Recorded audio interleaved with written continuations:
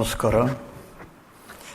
ಇವತ್ತು ಆರಂಭವಾಗಿ 5 ದಿವಸ ನಡೀತಾ ಇರುವ ಈ ಪ್ರವಚನಮಾಲೆಯನ್ನು ನಮ್ಮ ಸಂಸ್ಥೆಯ ನಿರಂತರಾಭಿಮಾನಿಗಳು ಶ್ರೀ ಪತ್ತಿ ಪಾಂಡುರಂಗ ಅವರು ಅವರ ದಿವಂಗತ ಪತ್ನಿ ಶ್ರೀಮತಿ ಪ್ರೇಮಾ ಪಾಂಡುರಂಗ ಅವರ ಸ್ಮರಣೆಯಲ್ಲಿ ಪ್ರಾಯೋಜನೆ ಮಾಡಿದ್ದಾರೆ. ನಮ್ಮ ಸಂಸ್ಥೆಗೆ ಆಧಾರ ಸ್ತಂಭದ ಹಾಗೆ ಇರುವ ಶ್ರೀ ಪತ್ತಿ ಪಾಂಡುರಂಗ ಪರಿವಾರಕ್ಕೆ ಸಕಲ ಶ್ರೇಯಸ್ಸು ಉಂಟಾಗಲಿ ಅಂತ ಹಾರೈಸ್ತೇನೆ. ದಯವಿಟ್ಟು ನಿಂತ್ಕೋಬೇಕು.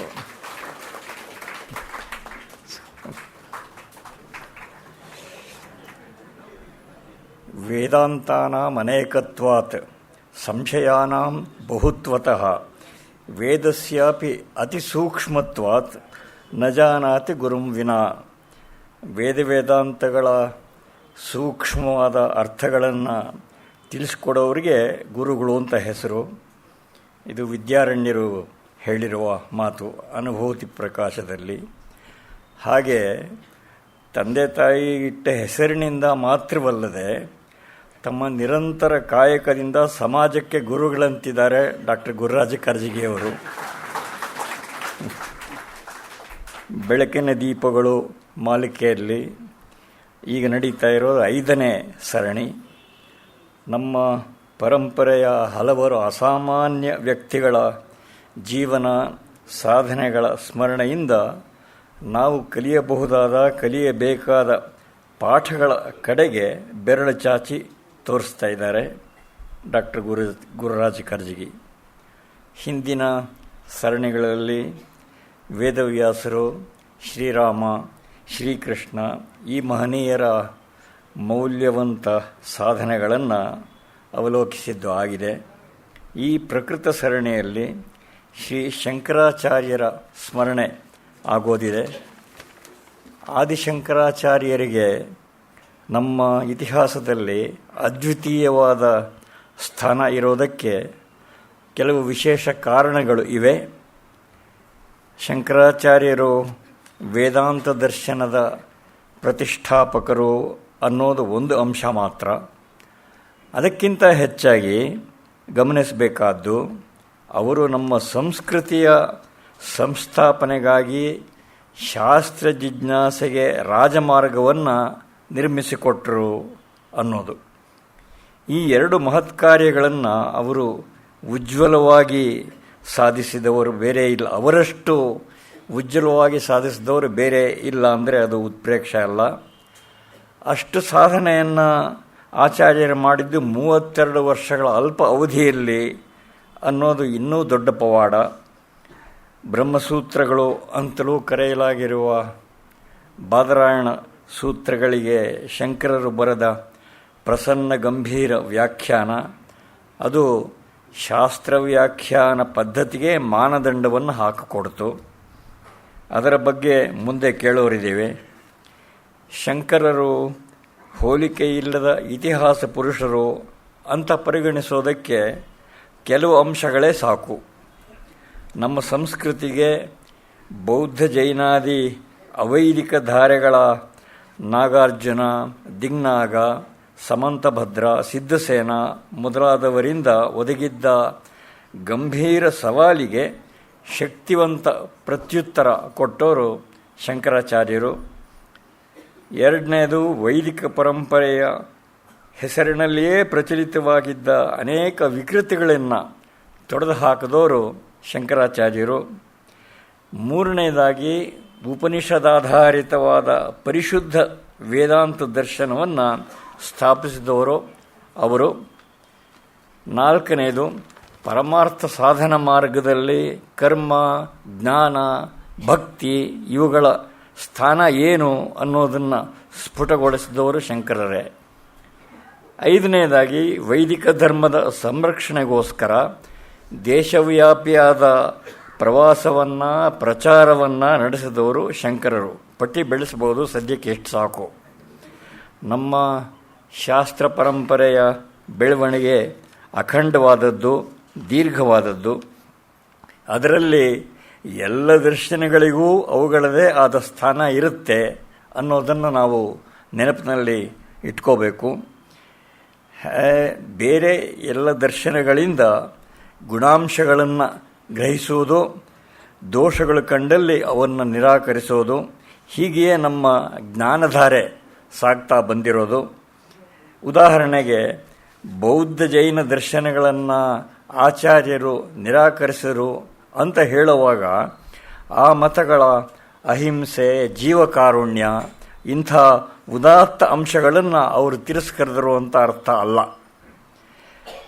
ಕರ್ಮಕಾಂಡವನ್ನು ಆಚಾರ್ಯರು ಗೌಣ ಅಂತ ಹೇಳಿದರು ಅಂದರೆ ದೇವ್ರ ಪೂಜೆ ಮಾಡಬೇಡಿ ಅಂತ ಅರ್ಥ ಅಲ್ಲ. ಆಚಾರ್ಯರೇ ಜಗತ್ ಸಾಹಿತ್ಯದಲ್ಲೇ ಶ್ರೇಷ್ಠವಾದ ಸ್ತೋತ್ರಗಳನ್ನು ಮಾಡಿದ್ದಾರೆ ಅನ್ನೋದು ನಮಗೆಲ್ಲ ಗೊತ್ತಿದೆ. ಕೆಲವು ಧಾರೆಗಳು ಅತಿರೇಕದವಾಗಿ ಬೆಳೆದಿದ್ದರಿಂದ ಆಚಾರ್ಯರು ಆ ಅತಿರೇಕಗಳನ್ನು ಖಂಡಿಸಬೇಕಾಯಿತು. ಉಳಿದಂತೆ ಜ್ಞಾನಧಾರೆಗೆ ಅನ್ಯಮತಗಳಿಂದ ಸಂದಿದ್ದ ಕೊಡುಗೆಯನ್ನು ಆಚಾರ್ಯರು ಮತ್ತು ಅನಂತರದವರು ಅಳವಡಿಸಿಕೊಂಡಿದ್ದಾರೆ, ಬಳಸಿಯೂ ಇದ್ದಾರೆ. ಉದಾಹರಣೆಗೆ ಬೌದ್ಧರು, ಜೈನರು ಅವರು ಆವಿಷ್ಕಾರ ಮಾಡಿದ್ದ ತರ್ಕತಂತ್ರಗಳನ್ನು ಗೌರವಪೂರ್ಣವಾಗಿ ಆಚಾರ್ಯರು ವೇದಾಂತ ದರ್ಶನದಲ್ಲಿ ಬಳಸಿಕೊಂಡಿದ್ದಾರೆ. ಈ ಕಾರಣದಿಂದಲೇ ಆಚಾರ್ಯರನ್ನು ಪ್ರಚ್ಛನ್ನ ಬೌದ್ಧರು ಅಂತ ಟೀಕೆ ಮಾಡಿದವರು ಕೂಡ ಇದ್ದಾರೆ. ಆದರೆ ನಮ್ಮ ವಾಸ್ತವ ಬೇರೆಯೇ ಇದೆ. ನಮ್ಮ ಗಣಿತಶಾಸ್ತ್ರಜ್ಞರು ಗ್ರೀಕ್ ಗಣಿತಶಾಸ್ತ್ರಜ್ಞರ ಋಷಿಗಳು ಅಂತ ಕರೆದಿದ್ದಾರೆ. ಇದು ನಮ್ಮ ಪರಂಪರೆ. ಈ ವೇದಾಂತ ದರ್ಶನದ ಸಂದರ್ಭದಲ್ಲಿ ದೃಢವಾದ ಮಾರ್ಗವನ್ನು, ಸಾಧನೋಪಕರಣಗಳನ್ನು ಗುರುತಿಸಿ ಸ್ಫುಟಗೊಳಿಸಿ ಪ್ರಕಟೀಕರಿಸಿದ್ದು ಶಂಕರ ಭಗವತ್ಪಾದರ ಅನನ್ಯವಾದ ಕೊಡುಗೆ. ಆ ವಿವರಗಳು ಎಲ್ಲ ಶ್ರದ್ಧಾವಂತರಿಗೂ ಅವಶ್ಯವಾಗಿ ತಿಳಿಯಬೇಕಾದ್ದು. ಆದರಣೀಯ ಡಾಕ್ಟರ್ ಗುರುರಾಜ ಕರ್ಜಗಿಯವರು ಈ ಸರಣಿಯ ಉಪನ್ಯಾಸ ಮಾಲೆಯನ್ನು ಆರಂಭಿಸಬೇಕು ಅಂತ ತಮ್ಮೆಲ್ಲರ ಪರವಾಗಿ ಪ್ರಾರ್ಥನೆ ಮಾಡುತ್ತೇನೆ.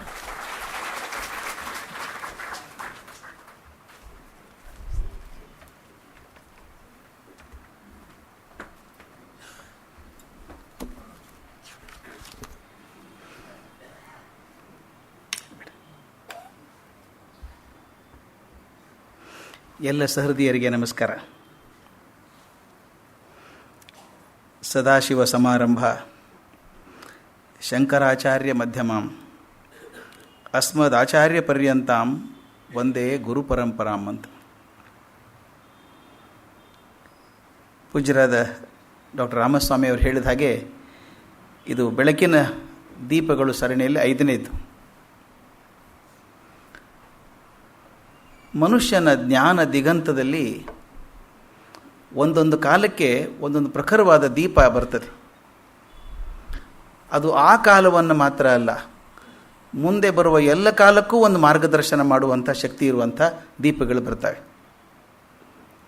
ಆ ದೀಪಗಳು ಮಾಡಿದಂಥ ಕೆಲಸಗಳು, ಅವು ನಮ್ಮ ಮನಸ್ಸಿನಲ್ಲಿ ಹೊಚ್ಚಿಸಿದಂಥ ಬೆಳಕು, ಅದರಿಂದ ನಾವು ಕಂಡುಕೊಂಡಂಥ ಜೀವನ ಶೈಲಿ, ಇದೆಲ್ಲ ನೆನೆಸ್ಕೊಳ್ಳೋದು ಒಂದು ರೀತಿಯಿಂದ ಆ ದೀಪಗಳಿಗೆ ನಮ್ಮ ಕೃತಜ್ಞತೆ ಸಲ್ಲಿಸದಂಥ ಕೆಲಸ ಅಂತ ಅಂದ್ಕೊಂಡಿದ್ದೇನೆ. ಆದ್ದರಿಂದ ಆ ಬಗೆಯಲ್ಲಿ ನೋಡುವಾಗ ವೇದವ್ಯಾಸರಾಗಲಿ, ಕೃಷ್ಣ ಆಗಲಿ, ಶ್ರೀರಾಮಚಂದ್ರ ಆಗಲಿ ಇವತ್ತಿಗೂ ಬೆಳಕು ಕೊಡುವಂಥ ದೊಡ್ಡ ದೀಪಗಳು. ನಾನು ಆವಾಗಲೇ ಹೇಳಿದ್ದೆ, ಆ ದೀಪಗಳನ್ನು ಪ್ರದೀಪಗಳು ಅಂತ ಕರಿತೇವೆ ಅಂತ. ಪ್ರದೀಪ ಅಂದರೆ ದೀಪ ಅಲ್ಲ, ಬರೀ ದೀಪ ಅಲ್ಲ. ಅದು ಯಾವುದು ಸ್ವಶಕ್ತಿಯಿಂದ ಉರಿತದೋ, ಬೇರೆ ದೀಪಗಳಿಗೆ ಹಚ್ಚೋದಕ್ಕೆ ಅನುಕೂಲ ಮಾಡಿಕೊಡ್ತದೋ ಅದನ್ನು ಪ್ರದೀಪ ಅಂತ ಕರೀತಾರೆ. ಹಾಗೆ ಶತಶತಮಾನಗಳವರೆಗೆ ತಮ್ಮ ಬೆಳಕನ್ನು ಕೊಡುವಂಥದ್ದು ನಾವು ನೋಡಿದ್ದೇವೆ. ಟಾರ್ಚ್ ಹಚ್ಚಿದರೆ ಒಂದು 4 ಅಡಿ ಬೆಳಕು ಸಿಗ್ಬೋದು, ಇನ್ನೂ ಪ್ರಖರವಾಗಿದ್ದಿದ್ರೆ ಒಂದು 10 ಅಡಿ ಸಿಗ್ಬೋದು. ಸರ್ಚ್ ಲೈಟ್ ಹಾಕಿದರೆ ಒಂದು ಅರ್ಧ ಕಿಲೋಮೀಟ್ರ್ ಏನೋ ಕಾಣಿಸ್ಬೋದು. ಆದರೆ ಹೊರಗಿನ ಬೆಳಕು ಮಾತ್ರ ಅಲ್ಲ, ಅಂತರಂಗದ ಬೆಳಕನ್ನು ಬೆಳೆಸುವಂಥ ದೀಪ ಅದು ಒಳಗಿನ ಚೈತನ್ಯದಿಂದನೇ ಬರಬೇಕಾದದ್ದು. ಅಂಥ ಚೈತನ್ಯಗಳನ್ನು ನೆನೆಸ್ಕೊಳ್ಳೋದು ನಮ್ಮ ಜೀವನದ ಒಂದು ಪರಮ ಭಾಗ್ಯ ಅಂತ ಅಂದ್ಕೊಂಡಿದ್ದೇನೆ. ಆ ದೃಷ್ಟಿಯಲ್ಲಿ ಆದಿ ಶಂಕರಾಚಾರ್ಯರ ಬಗ್ಗೆ ಮಾತಾಡುವಂಥ ಧೈರ್ಯ ಮಾಡಿದ್ದೇನೆ. ನನಗೆ ಇದಕ್ಕೆ ಪ್ರೇರಣೆ, ಒತ್ತಾಸೆ ಪತ್ತಿ ಪಾಂಡುರಂಗ ಅವ್ರದ್ದು. ನನ್ನ ಮನಸ್ಸಲ್ಲಿ ಬೇರೆ ಏನೋ ಇತ್ತು. ಅವರು ನನಗೆ ಕಂಡೀಷನ್ ಹಾಕಿದರು, ಮುಂದಿನ ಲೆಕ್ಚರ್ ಶಂಕರಾಚಾರ್ಯ ಬಗ್ಗೆ ನೀವು ಮಾಡಬೇಕು ಅಂತ. ಅದೊಂಥರ ಪರೀಕ್ಷೆಗೆ ವಾರ್ನಿಂಗ್ ಕೊಟ್ಟಂಗಿತ್ತು. ಆದ್ದರಿಂದ ತಯಾರಾಗಿ ಬಂದಿದ್ದೇನೆ, ಒಪ್ಪಿಸ್ತೇನೆ. ಸರಿ ಇದೆಯಲ್ಲೋ ನೀವೇ ಹೇಳಬೇಕು. ಪ್ರಖರವಾದ ಪ್ರದೀಪ ಪರಮಗುರು ಶ್ರೀ ಆದಿಶಂಕರಾಚಾರ್ಯರು ಅಂತ ಹೇಳಿದೆ. ಬಹುಖ್ಯಾತರಾದಂತಹ ಕೆಲವು ತತ್ವಶಾಸ್ತ್ರಜ್ಞರು, ಈ ಅತ್ಯದ್ಭುತವಾದ ಚಿಂತಕರು ಬಂದಿದ್ದಾರಲ್ಲ ನಮ್ಮ ಬದುಕಿನಲ್ಲಿ, ಅವರನ್ನು ಎರಡು ಭಾಗದಲ್ಲಿ ಗಮನಿಸ್ತಾರೆ. ಎರಡು ಥರದ ಚಿಂತಕರಿದ್ದಾರೆ ಅಂತ. ಸಾಮಾನ್ಯ ಚಿಂತಕರ ಬಗ್ಗೆ, ಬುದ್ಧಿಜೀವಿಗಳಿಗೆ ಮಾತಾಡ್ತಾ ಇಲ್ಲ ನಾನು. ಅತ್ಯದ್ಭುತವಾದಂಥ ಚಿಂತಕರು, ಜಗತ್ತಿಗೆ ಮಾರ್ಗದರ್ಶನ ಮಾಡಿದಂಥ ಚಿಂತಕರಿದ್ದಾರೆ. ಅವರೊಳಗೆ ಎರಡು ಬಗೆ ಅಂತ ಶಾಸ್ತ್ರಜ್ಞರು ಹೇಳ್ತಾರೆ. ಮೊದಲನೇದವರು ವೇದಾಂತದ ದರ್ಶನಗಳ ಆಳವನ್ನು ತಿಳಿತಾ ಅದರೊಳಗೆ ಇಳಿದು ಮಗ್ನಾಗಿಬಿಡ್ತಾರೆ. ಎಷ್ಟರ ಮಟ್ಟಿಗೆ ಆಳಕ್ಕೆ ಹೋಗ್ತಾರೆ ಅಂದರೆ ಅವತ್ತಿನ ಜೀವನ ಅವ್ರಿಗೆ ಕಣ್ಣಿಗೆ ಮುಟ್ಟಲ್ಲ. ಅದು ಮುಖ್ಯ ಅಲ್ಲ ಅವರಿಗೆ, ಆ ಬದುಕು ಮುಖ್ಯ ಅಲ್ಲ. ಆ ತಮ್ಮ ತಿಳುವಳಿಕೆಯನ್ನು ಆಳಗೊಳಿಸ್ಕೊಂಡು ಅಲ್ಲೇ ಹೋದಾಗ ಅವತ್ತಿನ ಜೀವನ ಅವ್ರ ಕಣ್ಣು ಮುಂದೆ ಬರೋದಿಲ್ಲ, ಚಿಂತನೆ ಮಾಡೋದಿಲ್ಲ, ಅದ್ರ ಬಗ್ಗೆ ಆಸ್ಥೆನೂ ಇಲ್ಲ. ಇದು ಬರೀ ತತ್ವಜ್ಞಾನಿಗಳಿಗೆ ಮಾತ್ರ ಆದದ್ದಲ್ಲ, ಜೀವನದ ಎಲ್ಲ ಪ್ರಕಾರಗಳಲ್ಲೂ ಆಗಿದೆ. ಬಹುದೊಡ್ಡ ವಿಜ್ಞಾನಿಗಳು ಏನು ಆವಿಷ್ಕಾರ ಮಾಡಬೇಕು ಅಂತ ಹೊರಟಾಗ ಆವಿಷ್ಕಾರದಲ್ಲಿ ಎಷ್ಟು ಮಗ್ನರಾದರು ಅಂದರೆ ತನ್ನ ಜೀವನದ ದುರವಸ್ಥೆಗಳ ಗಮನಕ್ಕೆ ಬರಲೇ ಇಲ್ಲ, ತಾನು ಕಷ್ಟದಲ್ಲಿದ್ದೀನಿ ಅಂತ ಅನ್ನಿಸ್ಲೇ ಇಲ್ಲ. ನಾನೊಂದು ಉದಾಹರಣೆ ಹೋದ್ಸಲ ಎಲ್ಲೋ ಹೇಳಿದ್ದೆ. ನಾನು ಈಗ ಟೈರ್ ಮಾಡಿದಂಥ ಚಾರ್ಲ್ಸ್ ಗುಡಿಯರ್ ಅಂತನ್ನುವಂಥ ಮನುಷ್ಯ, ಆ ಥರ ಒಂದು ಹುಚ್ಚಿ ಬಂದ್ಬಿಡ್ತು. ಈ ರಬ್ಬರ್ ಪ್ಲ್ಯಾಂಟಿಂದ ರಬ್ಬರ್ ರಸ ಬರ್ತದೆ, ಅದು ಗಟ್ಟಿ ಆಗ್ತದೆ. ಅದೇನು ಭಾಳ ಹೆಚ್ಚಂದ್ರೆ ಏನು ಮಾಡ್ಬೋದು, ಪೆನ್ಸಿಲ್ ಮಾರ್ಕನ್ನು ಅಳಿಸ್ಬೋದು ಅಂತಾಯಿತು. ಅವನು ಅದು ಇನ್ನೇನಾದ್ರು ಬಳಸೋಕ್ಕಾಗತ್ತಾ ನೋಡಬೇಕು, ಅದನ್ನು ಬಿರುಸು ಮಾಡಬೇಕು, ಗಟ್ಟಿ ಮಾಡಬೇಕು ಅಂತ ಓಡಾಡ್ತಿದ್ದ. ಅದೊಂದೇ ಕೆಲಸ ಜೀವನಕ್ಕೆ. ಡಿ ವಿ ಜಿ ಹೇಳ್ದಂಗೆ ಘನತತ್ವ ಒಂದಕ್ಕೆ ದಿನರಾತ್ರಿ ಮನಸ್ಸೋತು, ಬೇರೆ ಚಿಂತೆನೇ ಇಲ್ಲ, ಅದೊಂದೇ ರಬ್ಬರ್ ಗಟ್ಟಿ ಮಾಡೋದು ಹೇಗೆ ಅಂತ. ಜನ ಹುಚ್ಚ ಅಂದ್ರು ಅವನು. ನೀನು ಯಾಕೆ ತಲೆ ಕೆಡಿಸ್ಕೋತೀಯೋ, ರಬ್ಬರ್ ಗಟ್ಟಿ ಮಾಡ್ತಕೊಂಡು ಏನು ಮಾಡ್ತೀಯ ನೀನು? ಅವನು ಹೇಳ್ದ, ರಬ್ಬರ್ ಇಷ್ಟೊಂದು ಬರ್ತಾ ಇದೆ, ಅದು ಹಾಗೆ ವೇಸ್ಟ್ ಆಗಿ ಹೋಗಬಾರ್ದು, ಅದಕ್ಕೇನೋ ಪ್ರಯೋಜನ ಇರಬೇಕು, ಹುಡುಕ್ಬೇಕು, ನಾನು ಗಟ್ಟಿ ಮಾಡಬೇಕು ಅಂತ ಶುರು ಮಾಡಿದ. ಏನು ಕೈಯಲ್ಲಿ ಒಂದು 10 ಕಾಸು ದುಡ್ಡು ಸಿಕ್ಕರೆ ಹೋಗೋದು, ರಬ್ಬರ್ ತೊಗೊಂಡ್ಬರೋದು, ಮತ್ತೇನೋ ಪ್ರಯೋಗ ಮಾಡೋದು, ಅದು ವಿಫಲ ಆಗೋದು. ಊಟಕ್ಕೆ ದುಡ್ಡಿಲ್ಲ. ಆ ರಬ್ಬರ್ ಜೊತೆ ಕೆಲಸ ಮಾಡಿ ಹೊಗೆ ಕುಡಿದು ಅವನಿಗೆ ಕ್ಷಯ ಬಂದ್ಬಿಡ್ತು, ಕ್ಷಯ ರೋಗ ಬಂತು. ಹೆಂಡತಿ ಮಕ್ಕಳು ಯಾರೂ ಚಿಂತೆನೇ ಇಲ್ಲ, ಅವ್ನಿಗೆ ಉಪವಾಸ ಇದ್ದಾರೋ ಗೊತ್ತಿಲ್ಲ, ರಬ್ಬರ್ ಗಟ್ಟಿ ಮಾಡಬೇಕು. ಒಂದು ಸಲ ಒಂಚೂರು ದುಡ್ಡು ಸಿಕ್ಕಾಗ ರಬ್ಬರ್ ತೊಗೊಳಕ್ಕೆ ಹೋದ. ಒಂದು ಕಿರಾಣಿ ಅಂಗಡಿಯಲ್ಲಿ ರಬ್ಬರ್ ಇಟ್ಟಿದ್ರು. ರಬ್ಬರ್ ಕೊಡಿ ಅಂದ. ಇವು ದುಡ್ಡು ಕೊಟ್ಟ. ಅವನು ರಬ್ಬರ್ ಕೊಡುವಾಗ ಅವಸರದಿಂದ ಕೊಡೋಕ್ಕೆ ಹೋದ ಅನ್ಸುತ್ತೆ ಅಂಗಡಿಯವನು. ಅದು ಜಾರಿ ಟಪ್ ಅಂತ ಕೆಳಗೆ ಬಿತ್ತು. ಎಲ್ಲಿ ಬಿತ್ತು? ಕೆಳಗಡೆ ಒಂದು ಕಾದ ಹಂಚಿದೆ, ಅದ್ರ ಮೇಲೆ ಏನೋ ಕಾಸ್ತಾ ಇದ್ದಾನ ಅವನು ಅಂಗಡಿಯವನು. ಆ ಕಾದ ಹಂಚಿನ ಮೇಲೆ ಈ ರಬ್ಬರ್ ಬಿತ್ತು. ಟಕ್ಕನ ಎತ್ತಿ ಕೊಟ್ಟ ಅವನು. ಇವನು ಗುಡಿಯಾರು ನೋಡಿದ, ಕಪ್ಪಾಗ್ಬಿಟ್ಟಿತ್ತು ಅದು ಭಾಗ, ಹಂಚಿನ ಮೇಲೆ ಬಿದ್ದ ಭಾಗ ಕಪ್ಪಾಗಿರುತ್ತಲ್ಲ. ಇವನೇನು ಮಾಡಿದ ಗೊತ್ತಾ? ಕಪ್ಪಾಗಿದೆ ಇದು, ಸ್ವಲ್ಪ ಜಾಸ್ತಿ ರಬ್ಬರ್ ಕೊಡು, ಇಲ್ಲ ದುಡ್ಡು ಕಮ್ಮಿ ಮಾಡು, ಡಿಸ್ಕೌಂಟ್ ಮಾಡ್ತೀವಲ್ಲ ನಾವು. ಹೇಗೂ ರಬ್ಬರ್ ಹಾಳಾಗಿದೆ, ಒಂಚೂರು ರಬ್ಬರ್ ಆದರೂ ಜಾಸ್ತಿ ಕೊಡು, ಇಲ್ಲಾಂದರೆ ಬೆಲೆ ಆದರೂ ಕಮ್ಮಿ ಮಾಡು ಅಂದ. ಅವನೊಂದು ಸ್ವಲ್ಪ ರಬ್ಬರೇ ತೊಗೊಂಡು ಹೋಗು ಅಂತ ರಬ್ಬರ್ ಕೊಟ್ಟ. ಇವನು ಮನೆಗೆ ತಂದು ನೋಡ್ತಾನೆ, ಆ ಕಪ್ಪಾದ ಭಾಗವನ್ನು ಕೆದರಿ ನೋಡ್ದ, ಗಟ್ಟಿ ಆಗಿಬಿಟ್ಟಿತ್ತು ಅದು, ಭಾರಿ ಗಟ್ಟಿಯಾಗಿತ್ತು. ಕಲ್ತಂಗೆ ಕುಟ್ಟಿದ್ರೂ ಪುಡಿ ಆಗಲಿಲ್ಲ ಅದು. ಮತ್ತೆ ಅಂಗಡಿಗೆ ಹೊಡ್ದ, ಅದೇನು ಕಾಸ್ತಾ ಇದ್ದೆ ಹಂಚ ಮೇಲೆ ನೀನು ಅಂತ ಕೇಳ್ದ. ಗಂಧಕ ಕಾಸ್ತಾ ಇದ್ದೆ ಅಂದವನು. ಗಂಧಕ ಒಂದಿಷ್ಟು ಕೊಡು ನನಗೆ ಅಂದ. ಆ ಗಂಧಕ ತೊಗೊಂಡು ಹೋದ. ಆ ರಬ್ಬರು ಗಂಧಕ ಸೇರಿ ಕಾಸಿದ. ಅದನ್ನು ಇವತ್ತು ವಲ್ಕನೈಸೇಷನ್ ಅಂತ ಕರಿತೇವೆ ನಾವು. ವಲ್ಕನೈಸೇಷನ್ ಬರಬರಾಗಿ ರಬ್ಬರ್ ಗಟ್ಟಿಯಾಗಿ ಹೋಯ್ತು. ಇದೆಲ್ಲ ರೇಡಿಯಲ್ ಅಂತ ಮಾಡಿ ಒಳಗಡೆ ತಂತಿಗಳನ್ನು ಹಾಕಿ ಇನ್ನೂ ಟೈರ್ಗಳನ್ನು ಗಟ್ಟಿ ಮಾಡ್ತಾ ಇದ್ದೀವಿ. ಅದಕ್ಕೆ ನಾನು ಹೇಳ್ತಾ ಇರ್ತೀನಿ, ಎಷ್ಟೋ ಸಲ ಬೇರೆ ದೇಶದಿಂದ ಬಂದರೆ ಈ ಜಂಬೋ 747 ಬರ್ತದಲ್ಲ, ದೊಡ್ಡ ವಿಮಾನ, ಒಳಗಡೆ 500 ಜನ, ಅದು ಎಷ್ಟು ಲಗೇಜ್ ಇರುತ್ತೋ ಅಂಥ ವಿಮಾನ ಬಂದು ಟಪ್ಪಂತ ಅಪ್ಪಳಿಸುತ್ತಲ್ಲ ಟರ್ಮ್ಯಾಕಿಗೆ, ಏರ್ಪೋರ್ಟಲ್ಲಿ ನಿಂತು ನೋಡಿ ಕಿಡಿ ಬರುತ್ತೆ ಹೊರಗಡೆ. ಅಷ್ಟು ಜೋರಾಗಿ ಬಂದರೂ ಕೂಡ ರಬ್ಬರ್ ಒಡೆಯಲ್ಲಲ್ಲ. ಅದಕ್ಕೆ ನಾನು ಪ್ರತಿ ಸಲ ವಿಮಾನ ಟರ್ಮ್ಯಾಕ್ ಟಚ್ ಆದ್ಕೊಳ್ಳೆ ಥ್ಯಾಂಕ್ ಯು ಗುಡಿಯರ್ ಅಂತೀನಿ. ಗುಡಿಯರ್ ಕೃಪೆ ಒಂದು, ಅವನು ಹಗಲು ರಾತ್ರಿ ದುಡ್ದ, ಅವನು ಕಷ್ಟನೇ ಇಲ್ಲ. ನನ್ನ ಜೊತೆಗಿದ್ದಂಥ ಒಬ್ಬ ಸ್ನೇಹಿತ ಹೇಳ್ತಿದ್ದ ನಾನು ರಿಸರ್ಚ್ ಮಾಡುವಾಗ, ಪಾಪ ಗುಡಿಯರ್ ತುಂಬ ಕಷ್ಟಪಟ್ಟ ಅಂತ ಹೇಳಿದೆ. ಅವನು ಹೇಳಿದ್ದ ನಿನಗೆ ಕಷ್ಟಪಟ್ಟಿದ್ದೀನಿ ಅಂತ. ಅವನಿಗೆ ಕಷ್ಟನೇ ಗೊತ್ತಾಗಲಿಲ್ಲ. ಯಾಕಂದ್ರೆ ಆ ಕಷ್ಟದಲ್ಲೇ ಸುಖ ಅವನಿಗೆ, ಬೇರೆ ಸುಖ ಇಲ್ಲ ಅವನಿಗೆ. ರಬ್ಬರ್ ಹುಡುಕಬೇಕು, ರಬ್ಬರ್ ಗಟ್ಟಿ ಮಾಡಬೇಕು, ಅದು ಹೇಗಾದರೂ ಮಾಡಬೇಕು. ಅದರೊಳಗೆ ತಲ್ಲೀನ ಎಷ್ಟು ಆಗ್ಬಿಟ್ಟ ಅಂದರೆ ತನ್ನ ಜೀವನದ ಕಷ್ಟ ಕಾರ್ಪಣ್ಯಗಳು ಅವನ ಕಣ್ಣಿಗೆ ಬೀಳಲಿಲ್ಲ. ಹೆಂಡತಿ ಮಕ್ಕಳು ಏನು ಮಾಡಿದ್ರೋ ಗೊತ್ತಿಲ್ಲ. ಇವತ್ತು ಅವನ ಮರಿ ಮಕ್ಕಳು ಕೋಟಿ ಕೋಟಿ ಕೋಟಿ ಡಾಲರ್ಲ್ಲಿ ಓಡಾಡ್ತಾ ಇದ್ದಾರೆ. ಗುಡಿಯರ್ ಕಂಪನಿ ಆಗ್ಬಿಟ್ಟು ದೊಡ್ಡ ಕಂಪನಿ. ಈಗ ಆ ಚಾರ್ಲ್ಸ್ ಗುಡಿಯರ್ ಉಪವಾಸ ಸತ್ತ, ಅವನು ದುಃಖದಿಂದ ಸತ್ತ ಅಂತ ನನಗೇನು ಅನಿಸ್ಲಿಲ್ಲ. ಹುಡುಕಿದ್ನಲ್ಲ ಅಂತೂ ವಲ್ಕನೈಸೇಷನ್ ಒಂದು ಸಂತೋಷದಲ್ಲೇ ಸತ್ತಿರ್ಬೇಕು ಅವನು. ಹೀಗೆ ಒಂದು ಥರದ ವಿಜ್ಞಾನಿಗಳು ಹಂಗಿರ್ತಾರೆ, ಇನ್ನು ಕೆಲವು ಕಲಾವಿದರು ಹಂಗಿರ್ತಾರೆ. ಆ ಕಲೆಯ ಹುಚ್ಚಿನಲ್ಲಿ ತಮಗೇನು ಕಷ್ಟ ಇದೆ ಅಂತ ಗೊತ್ತೇ ಆಗೋಲ್ಲ. ನಾನು ಸುಮಾರು ಜನ ನಾಟಕಗಾರರು ನೋಡಿದ್ದೇನೆ ಉತ್ತರ ಕರ್ನಾಟಕದಲ್ಲಿ, ಹುನಗುಂದದಲ್ಲಿ, ಇಲ್ಕಲ್ದಲ್ಲಿ, ನನ್ನ ಮನೆ ಪಕ್ಕದಲ್ಲಿದ್ದರು. ಕುಂದರಿಗೆ ಕಂಪನಿ ಅಂತ, ಭಾಳ ದೊಡ್ಡವರು. ಭಾಳ ಬಡತನ ಅಂದ್ರೆ ನಂಬಲಿಕ್ಕೆ ಸಾಧ್ಯ ಇಲ್ಲ, ಅಷ್ಟು ಬಡತನ. ಅವ್ರಿಗೇನಿಲ್ಲ, ನಾಟಕ ಬರೀಬೇಕಾ, ಕೊಡೋ ಮಾಡ್ತೀನಿ ಕೊಡೋ, ಎಷ್ಟು 5 ಅಂಕ ಬೇಕೋ 7 ಅಂಕ ಬೇಕೋ, ಅದೇ ಚಿಂತೆ ಅವ್ರಿಗೆ. ನಾಳೆ ಊಟದ ಗೊತ್ತಿಲ್ಲ, ಕೂತ್ಕೊಂಡು 7 ಅಂಕದ ನಾಟಕ ಬರೀಬೇಕು. ಅಂದರೆ ತಾವು ಏನು ನಂಬಿಕೊಂಡಿದ್ದೀವೋ ಆ ನಂಬಿಕೆಯನ್ನು ಸಾಧನೆ ಮಾಡೋದ್ರೊಳಗೆ ತಮ್ಮ ವೈಯಕ್ತಿಕ ಕಷ್ಟಗಳು ಯಾರಿಗೂ ಗೊತ್ತೇ ಆಗಲಿಲ್ಲ. ಇದು ಒಂದು ಭಾಗ. ತತ್ವಜ್ಞಾನಿಗಳು ಹಾಗೇನೆ. ಕೆಲವರು ಬರೀ ಜ್ಞಾನಮುಖರಾಗಿ ಕೂತ್ಕೊಂಡು ಎಷ್ಟು ಆಳಕ್ಕಿಳಿದ್ರು ಅಂದರೆ ತಮ್ಮ ವೈಯಕ್ತಿಕ ಜೀವನ ಕಷ್ಟಗಳು ತೊಂದರೆಗಳು ಯಾವುದೂ ಕಣ್ಣಿಗೆ ಬರಲಿಲ್ಲ. ಇದು ಮೊದಲನೇ ಭಾಗ. ಎರಡನೇ ಥರದ ಅಸಾಮಾನ್ಯ ಚಿಂತಕರಿದ್ದಾರೆ. ಅವರು ಈ ದರ್ಶನಗಳನ್ನು ಚೆನ್ನಾಗಿ ತಿಳ್ಕೊತಾರೆ, ಅರ್ಥ ಮಾಡ್ಕೋತಾರೆ, ಆಳಕ್ಕಿಳಿತಾರೆ. ಆದರೆ ಆಳಕ್ಕಿಳಿಯುವಾಗ ಪರಿಸರವನ್ನು ಮರೆಯೋದಿಲ್ಲ. ಸುತ್ತಲೇನಾಗ್ತಾ ಇದೆ ಅಂತ ಗಮನಿಸ್ತಾರೆ, ಸಮಾಜ ಹೇಗೆ ಬದಲಾಯಿಸ್ತಿದೆ ಅಂತ ಗಮನಿಸ್ತಾರೆ. ಅದು ಅಲ್ಲದೆ ಬಹಳ ಮುಖ್ಯವಾಗಿ ಮಾಡಬೇಕಾದದ್ದು ತಾನು ಕಂಡುಕೊಂಡಂಥ ತಿಳುವಳಿಕೆ ಸಮಾಜದ ಬೆಳವಣಿಗೆಗೆ ಹೆಂಗೆ ಕಾರಣ ಆಗ್ತದೆ ಅನ್ನೋದನ್ನು ಕಲ್ಪಿಸ್ಕೋತಾರೆ. ತಮ್ಮ ಕಲಿಕೆಯನ್ನು ಸಮಾಜದ ಉದ್ಧಾರಕ್ಕೋಸ್ಕರ ಬಳಸ್ತಾರೆ, ಅದನ್ನು ಬೆಳೆಸ್ತಾರೆ. ಯಾವ ಮಟ್ಟಕ್ಕೆ ಕಾಣಿಕೆಯನ್ನು ಕೊಟ್ಟು ಹೋಗ್ತಾರೆ ಅಂದರೆ ಆ ಕಾಲದ ಸಂಸ್ಕೃತಿಯ ಪ್ರಮುಖ ಘಟ್ಟ ಆಗಿ ಹೋಗ್ತಾರೆ, ಸಂಸ್ಕೃತಿಯ ಪ್ರಮುಖ ಘಟ್ಟ ಆಗ್ತಾರೆ. ಆದಿಶಂಕರಾಚಾರ್ಯರು ಈ ಎರಡನೇ ಬಗೆಗೆ ಸೇರಿದವರು.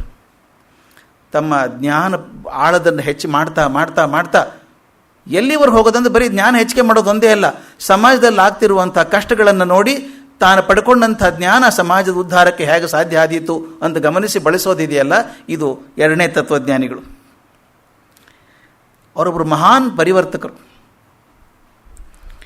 ಅವರು ಒಂದು ಸಮಾಜಕ್ಕೆ ನೀಡಿದಂಥ ನಿರ್ದೇಶನ ಇವತ್ತಿಗೂ 1300 ವರ್ಷಗಳ ನಂತರ ಕೂಡ ಕೋಟ್ಯಾಂತರ ಜನರ ಬದುಕನ್ನು ನೇರಗೊಳಿಸಿದೆ, ಹಸನಗೊಳಿಸಿದೆ. ಇವತ್ತಿಗೂ ಎಷ್ಟು ಜನ ಆ ಶ್ರದ್ಧೆಯಿಂದ ಅದ್ವೈತ ಸಿದ್ಧಾಂತವನ್ನು ಓದ್ತಾರೆ ಅಂತ ಅಂದ್ಕೊಂಡಾಗ ಅನ್ಸಲ್ವಾ? 1300. ನೀವು ಹೇಳಿದ ಮಾತು ನಿಮ್ಮ ಮಕ್ಕಳು ನಾಳೆ ನೆನಪಿಟ್ಕೋತಾರೆ ಅಂತ ಗ್ಯಾರಂಟಿ ಇಲ್ಲ. ಅಂಥದ್ರೊಳಗೆ ಶಂಕರಾಚಾರ್ಯ ಅವತ್ತು ಹೇಳಿದ ಮಾತನ್ನು 1300 ವರ್ಷಗಳ ಮೇಲೆ ಅವನ ಪ್ರಮಾಣಗಳು ಅಂತ ಗಮನಿಸ್ತೀವಲ್ಲ ನಾವು, ಅವ್ರು ಬರೆದಂಥ ಗ್ರಂಥಗಳನ್ನು ಪ್ರಮಾಣ ಅಂತ ಬಳಸ್ತೀವಲ್ಲ, ದೊಡ್ಡ ಸಾಧನೆ ಅಲ್ವಾ ಇದು? ಅವರು ತಾವು ಸಾಧನೆ ಮಾಡಿದ್ದೀನಿ ಅಂತ ಯಾವತ್ತೂ ಹೇಳ್ಕೊಳ್ಳೇ ಇಲ್ಲ. ನಾನು ಬಹು ದೊಡ್ಡ ಸಾಧನೆ ಮಾಡಿಲ್ಲ ಅಂತ ಹೇಳ್ಕೊಳ್ಳೋರು. ಅದು ಅಲ್ಲದೆ ಹೇಳೋದು ನಾನೇನು ಮಾಡಿದ್ದೀನಿ, ಹಿಂದೆ ಇತ್ತಲ್ಲ ವೇದ, ಇತ್ತಲ್ಲ ಉಪನಿಷತ್ತುಗಳು, ಅವಕ್ಕೆ ನಾನು ತಿಳಿದ ಹಾಗೆ ವ್ಯಾಖ್ಯೆ ಬರೆದಿದ್ದೀನಿ ಅಂತ ಅವ್ರು ಹಗುರವಾಗಿ ಹೇಳಿದರೂ ಕೂಡ ಅವರ ಸಾಧನೆಗಳು ಅವರನ್ನು ಹೊಸ ದರ್ಶನದ ಪ್ರತಿಷ್ಠಾಪಕರು ಅನ್ನೋ ವ್ಯವಸ್ಥೆ ತಂದಿದೆ, ಆ ಮಟ್ಟಕ್ಕೆ ತಂದಿದೆ ಅವ್ರನ್ನ. ಅವರ ಕೃತಿಗಳನ್ನು ಸೋದಾಹರಣವಾಗಿ ವಿವರವಾದ ಚಿತ್ರಣವನ್ನು ಕೊಡೋದು ನನ್ನ ಶಕ್ತಿಯನ್ನು ಮೀರಿದ್ದು. ಅದ್ವೈತ ಸಿದ್ಧಾಂತವನ್ನು ನಾನು ಹೇಳ್ತಾ ಹೋದರೆ ಮೊದಲು ನನಗೆ ಅರ್ಥ ಆಗಬೇಕು. ಎರಡನೇದು ಸಮಯದ ಒಂದು ನಿಯತಿ ಅಂತಿದೆ. ಆದ್ದರಿಂದ ನಾನು ಒಂದು ಸುಲಭವಾದ ಹಾದಿ ಹುಡ್ಕೊಂಡಿದ್ದೇನೆ. ಸುಲಭವಾದ ಹಾದಿ ಹೇಗೆ? ಈ ಶಂಕರಾಚಾರ್ಯರ ಬದುಕಿದೆಯಲ್ಲ, ಜೀವನ ಇದೆಯಲ್ಲ, ಆ ಜೀವನದ ದರ್ಶನವನ್ನು ಮಾಡ್ತಾ ಹೋಗೋಣ. ಅವರು ಜೀವನದ ಯಾವ್ಯಾವ ಹಂತಗಳಲ್ಲಿ ಯಾವ್ಯಾವ ಗ್ರಂಥಗಳನ್ನು ಬರೆದರು ಅಂದಾಗ ಆ ಸ್ಥಾನದಲ್ಲಿ ಅದರ ಸ್ಥೂಲ ಪರಿಚಯ ಮಾಡ್ಕೊಂಡು ಮುಂದೆ ಹೋಗೋಣ. ನಾನು ಅಂದ್ಕೊಂಡದ್ದು 5 ದಿವಸಗಳ ಮಿತಿಯಲ್ಲಿ ಇಷ್ಟನ್ನು ಮಾಡಬಹುದು ಅಂತ ಅಂದ್ಕೊಂಡದ್ದು ನಾನು. ಯಾಕಂದರೆ ಅದೊಂದು ಅತ್ಯಂತ ಸಮಗ್ರವಾದಂಥ ಜೀವನ, ಯಾವ ಮುಖದಿಂದ ನೋಡಿದರೂ ಅದ್ಭುತ ಅನಿಸುವಂಥ ಜೀವನ. ಆದ್ದರಿಂದ ಒಂದೊಂದು ಮುಖವನ್ನು ಗಮನಿಸ್ತಾ ಅವರ ಜೀವನದ ಸಣ್ಣ ಸಣ್ಣ ಘಟನೆಗಳನ್ನು ಎಲ್ಲನೂ ಹೇಳೋಕ್ಕಾಗೋದಿಲ್ಲ, ಕೆಲವನ್ನು ಮಾತ್ರ ಗಮನಿಸ್ತಾ ಹೋದಾಗ ಒಂದು ಶಕ್ತಿ ಹೇಗೆ ಒಂದು ಪ್ರಜ್ವಲವಾದ ನಕ್ಷತ್ರವಾಗಿ ಬೆಳೀತದೆ ಅನ್ನೋದನ್ನು ಗಮನಿಸೋಕೆ ಸಾಧ್ಯ ಆಗ್ತದೆ. ಆದ್ದರಿಂದ ನಾನು ಆರಿಸಿಕೊಂಡ ವಿಧಾನ ಸ್ಥೂಲ ಪರಿಚಯ ಮಾತ್ರ ಮಾಡೋದು, ಅದರಲ್ಲೂ ಯಶಸ್ಸಿಕ್ಕೋ ಭರವಸೆ ಇಲ್ಲ. ಸ್ವಾಮಿ ಪರಮಾನಂದ ಭಾರತಿಯವರು ಒಂದು ಕಡೆಗೆ ಬರೀತಾರೆ, ಒಂದು ಶಂಕರಾಚಾರ್ಯರ ಬಗ್ಗೆ ಒಂದು ವಿಷಯ ಬರೀತಾರೆ. ಮಹಾನುಭಾವರ ಚರಿತ್ರೆಯನ್ನು ಬರೆಯೋದು ಬಹಳ ಕಷ್ಟ ಅಂತ ಹೇಳ್ತಾರೆ. ಮಹಾನುಭಾವರ ಚರಿತ್ರೆಯನ್ನು ಬರೆಯೋದು ಬಹಳ ಕಷ್ಟ. ಆ ಮಹಾನುಭಾವರು ಬದುಕಿದ ಜೀವಿತಾವಧಿಯಲ್ಲಿ ಇನ್ನು ಯಾರ್ಯಾರು ಬದುಕಿದ್ರೋ ಅವರು ತಮಗೆ ಅನಿಸಿದ್ದನ್ನು ತಮ್ಮ ಮುಂದಿನ ತಲೆಮಾರಿಗೆ ಹೇಳಿ ಹೋಗ್ತಾರೆ. ನಾನು ಕಂಡಿದ್ದೆ ಇವ್ರನ್ನ, ನನಗೆ ಗೊತ್ತಿದೆ ಅಂತ ಹೇಳ್ತೀವಿ. ಈಗ ತಾವು ಯಾರ್ಯಾರು ಗುಂಡಪ್ಪನವ್ರನ್ನ ಕಂಡಿದ್ರೋ ಅವ್ರು ತಮ್ಗೆ ಗೊತ್ತಿದ್ದದನ್ನು ಮತ್ತೊಬ್ಬರು ಹೇಳ್ತೀರಿ, ಅಲ್ಲಿಂದ ಮತ್ತೆ ಕೆಳಗೆ ಹೋಗ್ತದೆ, ಬಾಯಿಂದ ಬಾಯಿಗೆ ಹೋಗುವಂಥದ್ದು. ಇದು ಮೌಖಿಕ ಪರಂಪರೆಯಲ್ಲಿ ಬರ್ಕೊಂಬರುವಂಥದ್ದು, ಮುಂದಿನ ತಲೆಮಾರಿಗೆ ತಿಳಿಸ್ಕೊಡ್ತಾರೆ. ಹೀಗೆ ತಲೆ ತಲಾಂತರದಿಂದ ಹರಿದು ಬರುವಂಥ ವಿಷಯಕ್ಕೆ ನದಿಗಳಿಗೆ ಉಪನದಿಗಳು ಸೇರಿದ ಹಾಗೆ ಅನೇಕ ಉತ್ಪ್ರೇಕ್ಷೆಗಳು ಸೇರ್ಕೊಳ್ತವೆ, ಸ್ವಂತ ಅಭಿಪ್ರಾಯಗಳು ಸೇರ್ಕೊಳ್ತವೆ. ನಿಜವಾದ ನಿಖರವಾದ ಸಂಗತಿ ಯಾವುದು ಅನ್ನೋದು ತೋಚದೆ ಹೋಗ್ಬಿಡ್ತದೆ. ಇದು ಆಗೋದು 1300 ವರ್ಷಗಳ ಇತಿಹಾಸ ಆದಾಗ ಎಲ್ಲೆಲ್ಲಿ ನಿಜವಾಗಿ ಸೇರ್ತೋ, ಯಾರ ಅಭಿಪ್ರಾಯ ಸೇರ್ತೋ ಅಂತ ಗೊತ್ತಾಗೋದಿಲ್ಲ. ಬಹುದೊಡ್ಡ ಚೈತನ್ಯದ ಚರಿತ್ರೆಯಲ್ಲಿ ಘಟನೆಗಳ ಜೊತೆಗೆ ಆಖ್ಯಾಯಿಕೆಗಳು ಸೇರ್ಕೊಂಡ್ಬಿಡ್ತವೆ, ಕಥೆಗಳು ಸೇರ್ಕೊಂಡ್ಬಿಡ್ತವೆ. ಹೀಗಾಗಿ ಹಿಂದಿನ ಚರಿತ್ರೆಯಲ್ಲಿ ಧರ್ಮಾಚರಣೆಗೆ ಬೇಕಾದಷ್ಟು ಹೇರಳವಾದ ಸಾಮಗ್ರಿ ದೊರೆತರೂ ಕೂಡ ನಿಖರವಾದ ಸಂಗತಿಗಳು ದೊರೆಯೋದು ಕಷ್ಟ. ಅದರಲ್ಲೂ ಶಂಕರ ಭಗವತ್ಪಾದರ ಚರಿತ್ರೆ ಹೇಳುವಾಗ ಆ ಉನ್ನತ ಬದುಕಿನ ವ್ಯಕ್ತಿತ್ವ ಮನಸ್ಸಿಗೆ ಮತ್ತು ಭಾಷೆಗೆ ಮೀರಿದ್ದು ಅಂಥ ಚೈತನ್ಯ. ಅದು ಪರಮ ಗಂಭೀರವಾದದ್ದು, ವಿಸ್ತಾರವಾದದ್ದು, ಆಳವಾದದ್ದು, ಹರಹನ್ನು ಹೊಂದಿದ್ದು, ಅದಲ್ಲದೆ ಕಲ್ಪನಾತೀತವಾದಂಥ ಅಸಾಧ್ಯವಾದ ಪ್ರತಿಭೆಯನ್ನು ಉಳ್ಳಂಥದ್ದು. ಅಂಥ ಜೀವನ ಚರಿತ್ರೆಯನ್ನು ಹೇಳೋದು ಹೇಗೆ, ಬರೆಯೋದು ಹೇಗೆ ಅಂತ ಕಷ್ಟ. ಅವ್ರ ಬದುಕೇ ಒಂದು ಪವಾಡ. ಅವರ ಜೀವನದಲ್ಲಿ ಬಹು ಹೆಚ್ಚಿನ ಪವಾಡಗಳಿಲ್ಲ ಅಂತ ಹೇಳ್ಕೊತಾರೆ ಕೆಲವರು, ಆದರೆ ಅವ್ರ ಬದುಕೇ ಒಂದು ಪವಾಡ ಅಲ್ವಾ. ಪೂಜ್ಯ ರಾಮಸ್ವಾಮಿಯವರು ಹೇಳಿದ ಹಾಗೆ ದೈಹಿಕವಾಗಿ ಬದುಕಿದ್ದು 32 ವರ್ಷ. ನಮ್ಗೆ ಎಷ್ಟೋ ಜನಕ್ಕೆ 32 ವರ್ಷಕ್ಕೆ ಒಂದು ಅಪ್ಲಿಕೇಶನ್ ಬರೆಯೋಕ್ಕೆ ಬರಲ್ಲ. ಅಂಥದ್ದು ಅವ್ರು ಬರೆದದ್ದನ್ನು ಅರ್ಥ ಮಾಡ್ಕೊಳ್ಬೇಕಾದ್ರೆ 3 ಜನ್ಮ ಬೇಕು ನಮಗೀಗ ಅಲ್ವಾ. ಆ ಶಕ್ತಿ ಅದು ಹೇಗೆ ಬಂತು ಅಂತ ನಾನು ಹಿಂದಕ್ಕೊಂದ್ಸಲ ಹೇಳಿದ್ದೆ. ಇದು ಓದಿನಿಂದ ಬರೋದಲ್ಲ, ಬರೀ ಓದಿನಿಂದ ಬರೋದಲ್ಲ, ಓದಬೇಕು. ಆದರೆ ಓದಿನ ಜೊತೆಗೆ ಆ ಜೀವನಾನುಭವ ಮತ್ತು ಆ ಓದುವನ್ನು ನೋಡುವಂಥ ರೀತಿ ಎರಡೂ ಬಹಳ ಮುಖ್ಯ ಆಗ್ತದೆ. ನಾನು ಹಿಂದಕ್ಕೊಂದು ಹೇಳಿದ್ದೆ ಅನಿಸುತ್ತೆ, ಪುನರುಕ್ತಿ ಆಗ್ತದೆ ಅನ್ನೋ ಗೊತ್ತಿಲ್ಲ. ಭಟ್ಟೋಜಿ ದೀಕ್ಷಿತರ ಬಗ್ಗೆ ಹೇಳಿದ್ದೆ ನಾನು. ಈಗ ಪೂನಾ ಪ್ರಾಂತ್ಯದಲ್ಲಿ ಸುಮಾರು 400 ವರ್ಷಗಳ ಹಿಂದೆ ಬಹುದೊಡ್ಡ ಸಂಸ್ಕೃತ ಪಂಡಿತರಾಗಿ ಹೋದರು, ವ್ಯಾಕರಣ ಪಂಡಿತರು. ಅವ್ರಿಗೆ ಆಧುನಿಕ ಪಾಣಿನಿ ಅಂತ ಕರೀತಾ ಇದ್ರು, ಅಂಥ ದೊಡ್ಡವರು. ಅವರು ತಂದೆ ಇದ್ದರು, ಸುಮಾರು 80-85 ವರ್ಷದವ್ರು ಇರಬೇಕು. ಅವ್ರ ದಿನ ಮಗನಿಗೆ ಹೇಳೋರು, ನಮ್ಮದೇ ರಾಮ ಮಂದಿರ ಇದೆ, ಹೋಗು ನಮ್ಮ ಹಿರಿಯರು ಕಟ್ಟಿಸಿದ ರಾಮ ಮಂದಿರ, ಹೋಗು ರಾಮ ಅನ್ನೋರಂತೆ. ಇದು ಹಿಂದಿಯಲ್ಲಿ ಓದಿದ ಕತೆ. ನಾನು ಭಾಳ ಚೆನ್ನಾಗಿರೋದು ಮನಸ್ಸಿಗೆ ಮುಟ್ಟಿದೆ ನನಗೆ. ಮಗ ಹೇಳೋನಂತೆ, ಅಪ್ಪ ನೀ ದಿನ ಹೋಗ್ತೀಯಲ್ಲ, ದಿನಕ್ಕೆ 3 ಸಲ ಹೋಗ್ತೀಯ, ಏನು ಬದಲಾದಂಗೆ ಕಾಣಿಸ್ಲಿಲ್ಲ, ನಾನು ಹೋಗಿ ಏನು ಮಾಡೋದಿದೆ ಅಂದರು.